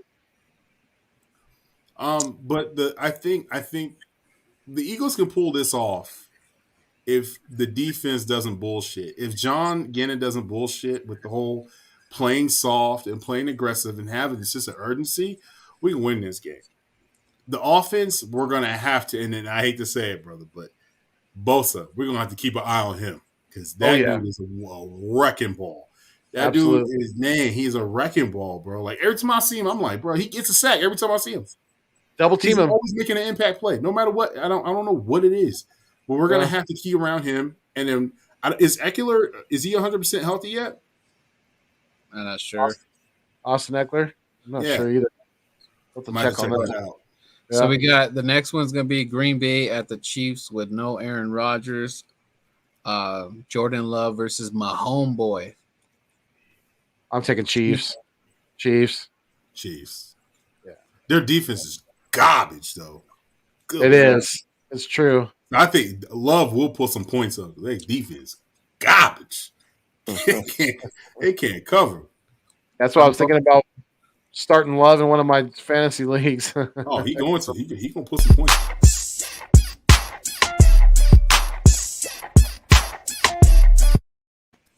Jordan Love is going to bring the love, and he is going to beat those Kansas City Chiefs. And they look like a dumpster fire right now. I don't know who that Mahomes guy is, but Birdman, that's not the guy. Your chest, Birdman. Right? Jordan Love is gonna show the love, man. Jordan Love. Show the love. Jordan Love is gonna pull up the upset, man. Believe in the cheese. Believe that. Eckler has a hip injury. Okay. So we Mulata there's a chance. is intriguing. Yeah. Hey, we're gonna have to chip. We're gonna have to chip. Oh yeah. Slide protection Jordan his way. Howard has to play because Jordan Howard is the best running blocker we have. He should have been activated since the jump. Period. And I don't care who it is, if it's the Lions, but it's a professional football player that he's doing it to. He was running guys over going in the end zone. I was showing my wife. I said, "Why has this guy been on the practice squad all year long? What the hell is going on here? Like, how many points did we leave off the board with not having a short yardage back when we get into the close to the goal line this year? We've left multiple series out there with points just left off the board and just frustrating as hell." Facts. Backup quarterback will surprise. Yeah. Shout out to Danny in the house. Shout out to all the chat. Everybody will look at it. Appreciate all facts. of Y'all letting this joint on fire, B. Right? Mulata handled Dick Bosa. Now we can go to right. All right. So the Cardinals in the Bay. Who's gonna get it? Who's gonna get it? I hate to say it, man, but hold on. First of all, they're playing in San Fran, right? Right. Yep. Murray's hurt. He sprained his ankle. Is it a definite out that he's out? I'm not sure if he's out, but he's not going to be as mobile as he usually is. True. So we're going to have to depend on the run game a little bit. Nick Bosa could have a field day possibly. Yeah. The other Bosa was hard, bro. My wife is a Niner fan too. It's a division. Careful what you say. I know. Ooh, look at Vic. Man. Look at Vic. Happy wife, avoid the knife. That's what I always say. Cardinals win by 34-10. Look at that. That's a spanking and a half. Wow. I think this outcome is going to be different, bro, because Jimmy Garoppolo, I know he's not the biggest. I know everybody's not a fan. Right. He's way better than he's way better than Trey Lance right now. Right now, definitely. Right. Man, I'm about to go with the Niners. Really?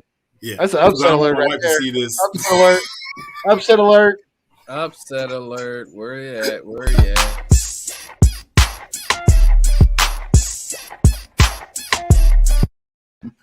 My wife is going to see this and be like, you better. Yeah, that's right. You know what's going on. Facts. Yeah. And I live in Arizona, and Arizona Cardinal fans are annoying as hell.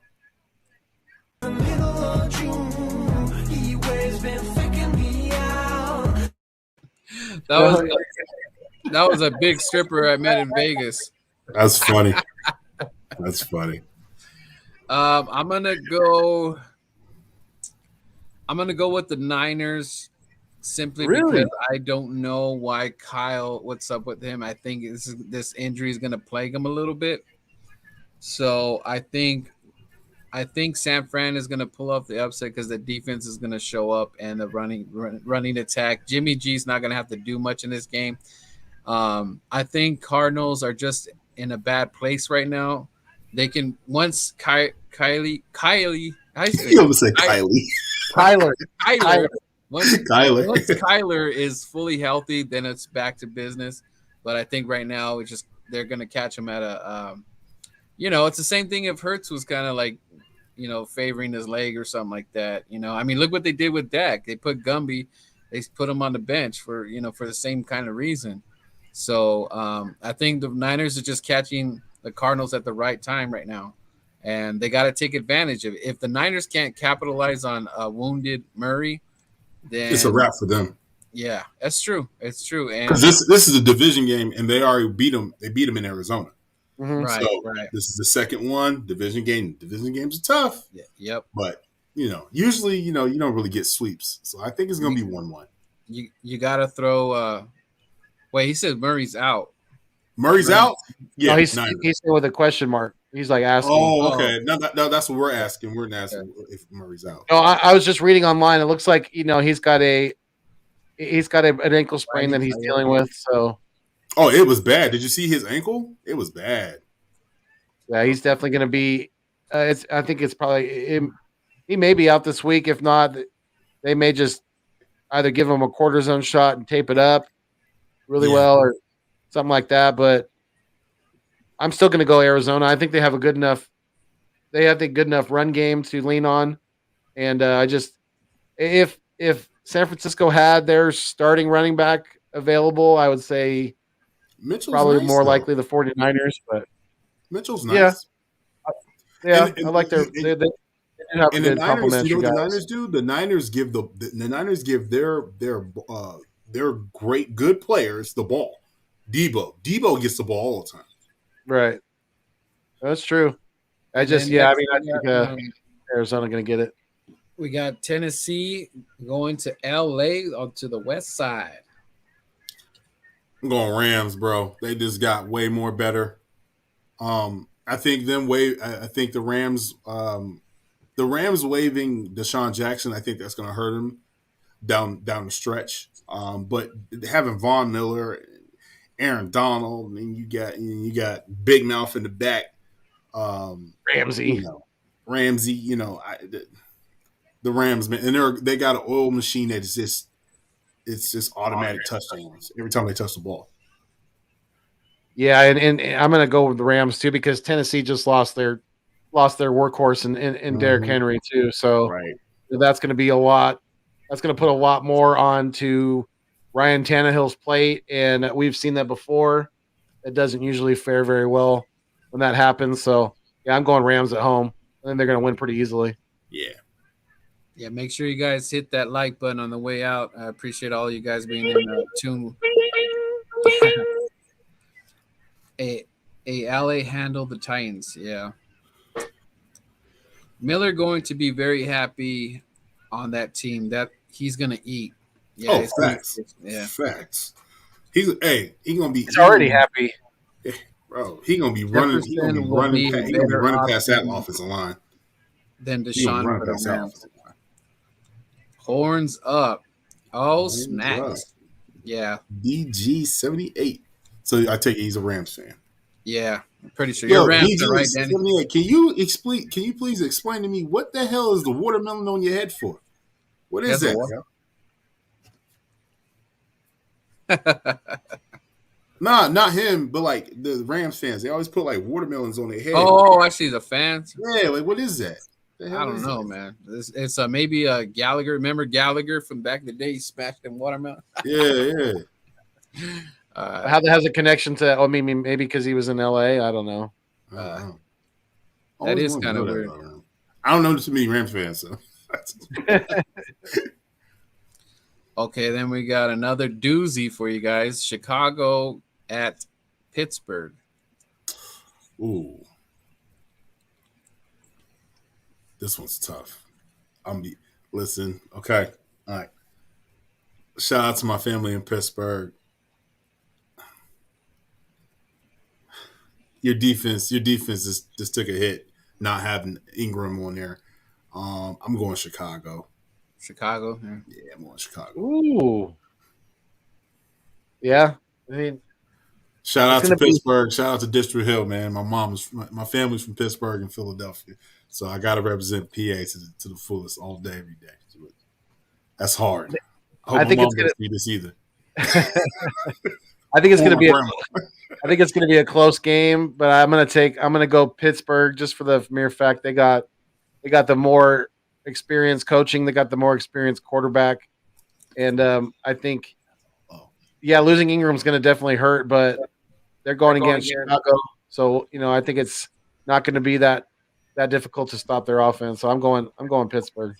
Okay. Yeah, so Danny said it's a super fan, so I guess he came up with the watermelon idea.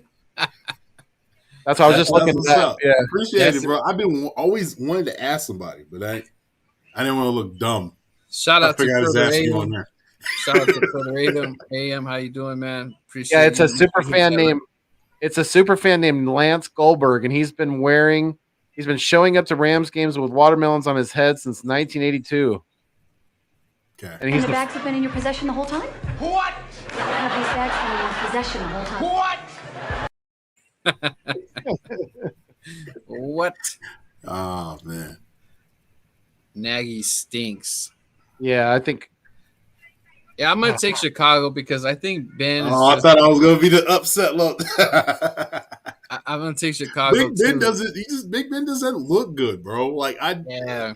He just doesn't look good to me. I'm sorry. Nah, he does. He looks like he's senile. Like he looked like ever since Juju got hurt, he has not been the same. I don't know. Right. But yeah, Matt Nagy is not a good coach either. But Justin Fields, bro, that Niner game, he showed me some things. I was like, whoa. You know, he showed me some things where he can scramble. He made the whole Niner team look silly on that last play that he made. Oh yeah. Yeah, he did. Let's see what's the Monday night game? Is it the Steelers? Oh, okay. The Steelers and the Bears is the Monday night game. Oh, okay. All right. Okay, so before we head out, my boy Aaron McKee on Facebook. I don't know if you know who that is. So there's the hot debate out there, and I just kind of want to hear how you guys feel about it. And I'm just going to read his little.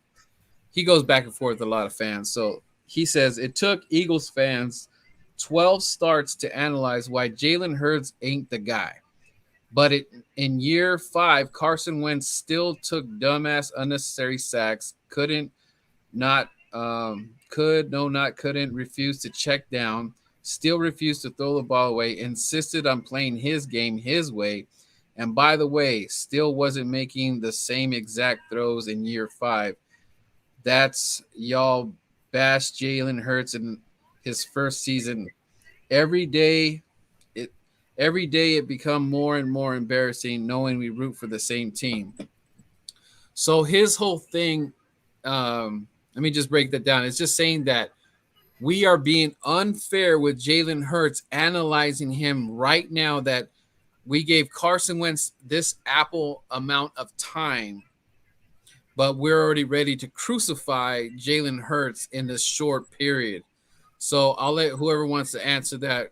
Like, how say you on that subject? Because that's a big debate right now in the Eagles fan base. We did the same thing to Carson. It's because as Eagle fans and as fans in general, we're impatient nowadays.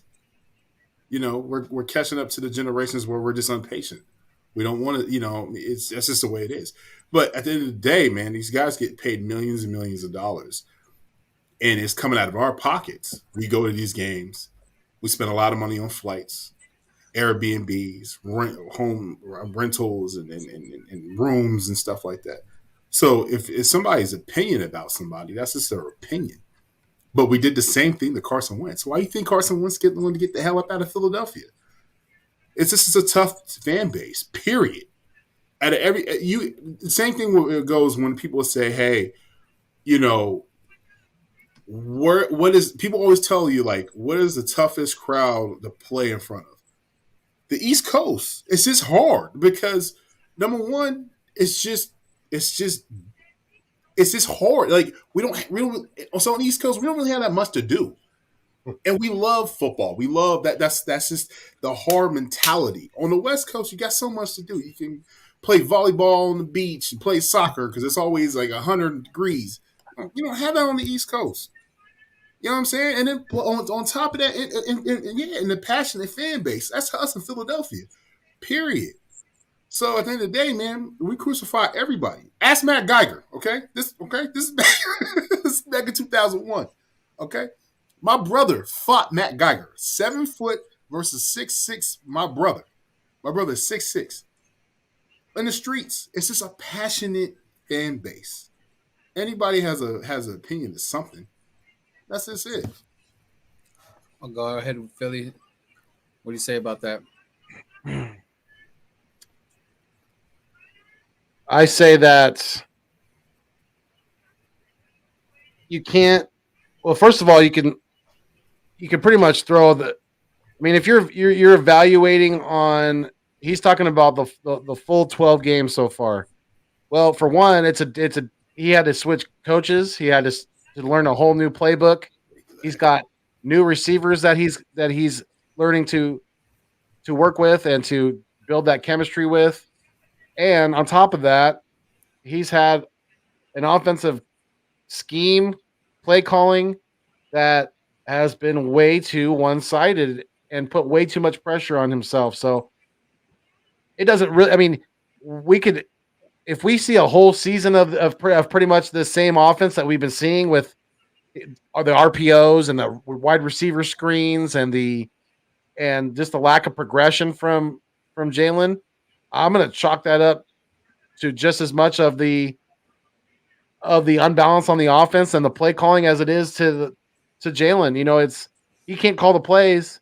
You know, he can only do what you put out there, what you put around him in the plays that you call, right? So I just don't feel that with the team as it's been on the offensive side of the ball, unbalanced as it's been, I just don't think that we're seeing a real true evaluation of him right now. I just don't. Yeah, and that all falls on Howie. So, you know, this great debate about the whole Jalen Wentz thing, you know, I feel that we went and did what we had to do, moved up to go get Carson Wentz. So that kind of said it that, you know, we're stuck with this guy for, you know, what was it, 5 years? That kind of, because we paid for it. We basically, Howie said, hey, I'm paying for him, and they paid him early. So we were kind of stuck with that, no matter how bad he was going to play. And we're still paying for it. We're paying the man $34 million to go play for another man's team. Facts. Jalen Hurts is in a different situation where we can evaluate him like this. Even if it wasn't Jalen, if it was Minshew or Flacco, I'm going to give him the same crap. If Flacco was out there and he's looking like dog, he's getting the same thing. You're getting it too. We don't owe Jalen Hurts anything. He is brought here in the second round, which was a dumb thing, but how we went and did that because the simple fact that Wentz kept getting hurt and it was playoff time, he was hurt. You have to have someone backed up. He didn't want to be here. Doug, it was a bad thing that it was a bad cloud that was over Philly. So that's how that all went down. Now we're still kind of lingering with Howie. Howie's still up there. The thing is, Jalen is getting looked at with the magnifying glass because we as Eagle fans are looking at him as the new hope. We are hoping that we found like a Russell Wilson type guy or a Dak type guy or, you know, a Lamar type guy, a Murray type. We are hoping for that because we see the potential and we see the talent. Now, can we wait a little bit longer? But things that are basic, he's not really showing us nothing. So that's where I think the crucifixion coming in and we're grilling him because, bro, you come on, man. I mean, just look at the simple things. Go look at the tapes. Go look at Baldy's breakdowns. He is just, it might have been too much, but that is also Nick's fault because you threw everything at him and made him 85% of the offense. You cannot do that to that man. You were supposed to ease in with this team, just like Nick was supposed to ease in with this, and he didn't. He's over here doing Philly in his second. Come on, man. Going in for fourth downs. You were almost doing Doug Peterson type stuff, and this is your rookie performance that you were putting out on the field. So I kind of, I don't know if it's because they want us to give Jalen more time and all that, but I don't know if he continues to do what he's doing the rest of the year. I don't know how I could say, you know what, he's still good and give him another year. I don't know how we could do that as fans because a key question someone asked, do we see the progression? And I do not see it. In fact, it got even dumbed down a little bit. It seemed like maybe the coaches are really scared with Jalen, and now they don't even want him to throw the rock. We'll see in this. This Charger game is huge going forward with the season because it's going to tell us a lot about Nick Sirianni and Jalen Hurts. But Jalen can continue to be playing like that. It's just not going to happen. So to rebuttal off that, and you make good points with that, Birdman. There's a difference between Jalen and Carson. When Carson first got into the league, we were like, ooh, right? All of us. There's several plays where Carson, we're like, damn, how did he pull that one off? You know what I mean? With Jalen, we're not getting no oohs. We're getting like, oh, man, we barely made it. Or we made it. That's what we're getting. But at the same time, though, if you're going to cheer for a team, you're going to take the good and the bad, the ugly with it, right? We all had that taste of that champagne where we won the Super Bowl, and it tastes great. It tastes great. So if you're going to cheer for that, and then when the tough times are coming on, yeah, you have this is a free country, right? You can say anything that you want, but if something is bothering you and you say and you see it, and if you like it, you don't. You got to take it. And this is the thing how I feel about Jalen. I feel like Jalen is somebody he's I'm rooting for him. He's a good dude. Seems like somebody that can lead the charge for you. I love it. Yeah. I just need to see more of a progression. Like I need to see it more. Like I'm just not seeing it. When you're keying on wide receivers, on that one wide receiver, and you're not looking at your progression. And then when your eyes drop and you're getting out of the pocket, when you have a clean pocket, that's irritating as hell to me when I see it. And then you're not reading a defense. Like, for instance, when the one time we ran the ball, the blitz was coming on the right side because they knew the tape. Audible, let's go with an audible and switch it to the left and go to the left. Yo, trust me, if he would have went left, Boston Scott probably would have broke off with a touchdown. It's just little things like that he's just not seeing. He's not reading.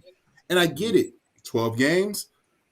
But when is it going to click? When is it going to start? Because with Carson, it clicked.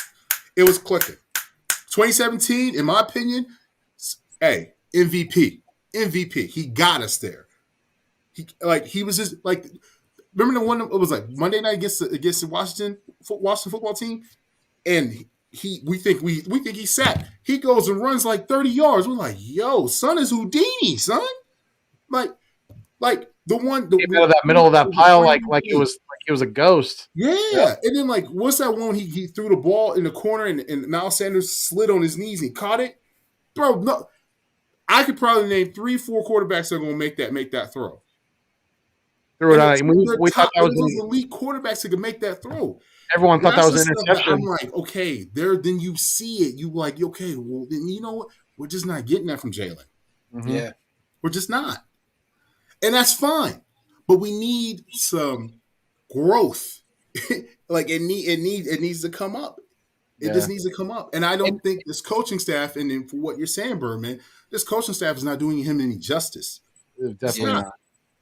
And Carson's accuracy was he kept his eyes down the field too, and he hung in the pocket. He wasn't afraid to take those shots because just like going back to that Monday night game you were talking about. When he steps up in the pocket, he takes a shot, but he hits Clement in the corner of the end zone on a beautiful touch pass. Those are the type of things that we're just not seeing out of Jalen so far, and that's concerning because. Yeah, this is, technically this is year 2, and we should be seeing some sort of progression right now. We're not seeing it. It's the same old every week right now, and it is. That's concerning. And I know Dallas went through the same thing with Dak Prescott, right? You know what I'm saying? And I know they did, but they hid what his tendencies was, and the good, the bad, the ugly. They hid it because they had Ezekiel Elliott in the back. Right. We have Miles Sanders. We don't even use him. Yeah. We have Jordan Howard on our practice squad. How disrespectful is that? Right. Like it's just crazy. The thing about Carson though, Carson had an arm, and he, sometimes he do some stupid shit, and you just be like, bruh, like what? But he was fragile. Man. I couldn't tell you how many times, like, I go to Niner games with my wife, and then and I'm wearing Eagles stuff on. People know I'm an Eagles fan, and they go, "Man, your team is dope. This is Carson, though. He just stays hurt." And that used to irritate the shit. Like it irritated me, bro. I'd be like, bro, like, yo, so word is bond, son. Like, we about to square up. You know what I'm yo, we'll talk about my. I felt like To. Like I felt like talk about my quarterback. Yeah. Talk about my quarterback, man. That's my quarterback. That's my quarterback, man. And then that's where we are in the middle of the season, but they have a chance to turn this around. And if Nick continues not to let Jalen succeed, it's just not going to work. This is as much as if Jalen fails, this is as much on Nick Sirianni too, because he failed him. You gotta play to what he's good at. Do what he can do, and then, like you said, kind of hide the bad tendencies that he's got and stuff. But you not playing Sanders, and all of a sudden now you want to run the rock a billion times and make fun of the Eagle fans, because that's what we've been asking since second week here. We should have beat the Niners, and that's no shot at the Niners. The Niners we should have won that game. We should have won that game. You know what I'm saying? Like, it wasn't. That game was so confusing to me because we had that game. We dominated 3 quarters. Yeah, that's what kills me with this defense and the bend but don't break. We've been breaking though. That's the thing. And some of the games, like the Niner game, like the who else? Chiefs game too. The Chiefs game. Who else had the long drives against us? I mean, we've given up. We've given up multiple 90+ yard drives this year. That's embarrassing. That's not only embarrassing, but I mean, that's just demoralizing for your defense as well. It's just. But it's the game planning. The game planning is just not up to par where it should be. Your linebackers should not be that far from the scrimmage. No. Your safeties are literally, they look like they're out the goddamn play. Like I'm at the Raiders game and I'm like, bruh, Ronnie McLeod is literally sitting next to me, and I'm in the stands. Like, son, like, what is this? Like, it was just it's. And then you go to the Detroit game, and he's getting aggressive. He's showing a blitz, and I'm like, pre-snap, you're moving. Where has this been? Where has this been? Seriously. And in the middle in the Tampa Bay game, the middle was open like 7-Eleven. Anybody want a Slurpee? That's basically what they was basically asking. Anybody can get a Slurpee. Any size. Get a Slurpee and some tasty cakes. Come to 7-Eleven, right middle of the damn field. It was just like, oh my goodness, bro. And then John Gannon over there looking like Doofy. Like, I was just like, bro, I'm done, man. Doofy. He's Doofy looking, bro. He irritates me. And that's what I'm saying. And now, because of all that, now we are in this dilemma with Jalen Hurts. It probably wouldn't even look that bad. We probably won't even be talking the way we're talking if we got like 2 more games up. But it is what it is. If we were 5-3 right now, as opposed to being 3-5, it would be a whole different story. Tone would. I feel that's where I feel that's where we should be, and it's just like, that's what's so upsetting. Even, I mean, as bad as the Raider game was, we could have won that Raider game, but you showed up for one good play, one good drive. Miles goes out, and you completely forget what you were doing. You're like, what was that? And I'm drinking a beer. I already know what's going to happen. The worst was already about to happen. I'm like, dude, these guys can't think of anything. I mean, someone if their game plan was to lean heavily on the run in Vegas, then Jordan Howard should have been on the active roster for that game. Right. Just in case Miles went down, and I don't care if you had to carry 4 running backs or have him switch with Boston Scott, put Boston Scott on the squad, just something. But we had to have a fallback plan, and we didn't, and that backfired right in their face. But the thing in Flago, and I piggyback off that, bro. Like, that's the reason why this whole picking players to be active should not be in Howie's favor. He should not be able to do that. It should always be the damn coach, because he's the reason why Jordan Howard's on the active on the practice squad. And then you sitting here, you're telling me you got JJ Arcega-Whiteside, 2nd round pick. He ain't caught a damn ball this year. And we know why he's on the team, because they don't want to look like Boo Boo the Fool in that front office. He should not even be on this football team. I've never seen a wide receiver that says, hey, I'm here to block. And every time that he comes on the fucking field, everybody knows what we're going to do. Right. Or we're going to do a pick play. Everybody. Because he has not – JJ hasn't even had a ball thrown at him because he can't catch. He can't even get open. It's so – bro. Oh, my God. A.J. Brown was there. DK Metcalf was there.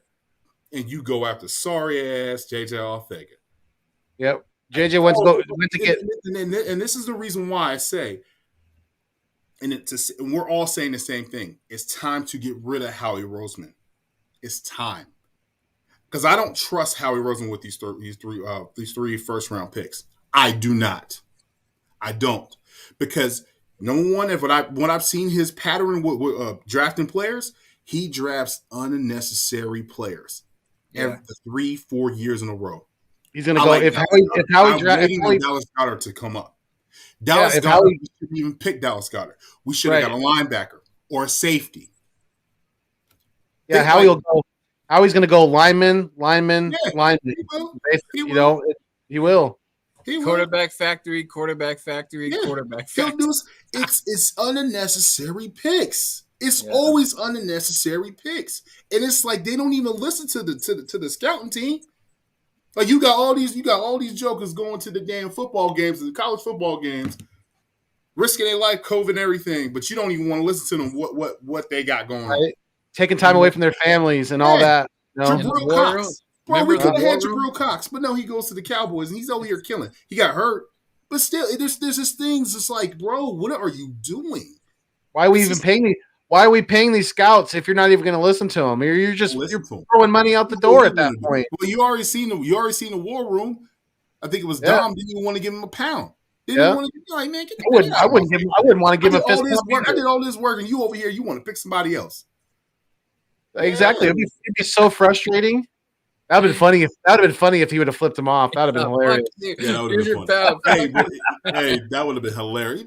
Yeah. Yeah. But all right, guys, this was a good show today, man. I'm gonna wrap it up, but go ahead and plug your shows, man. And y'all know what it is. The YouTube channel coming out soon. It's gonna be called King Fly Joint. You know what I'm saying? Tell the background of my story.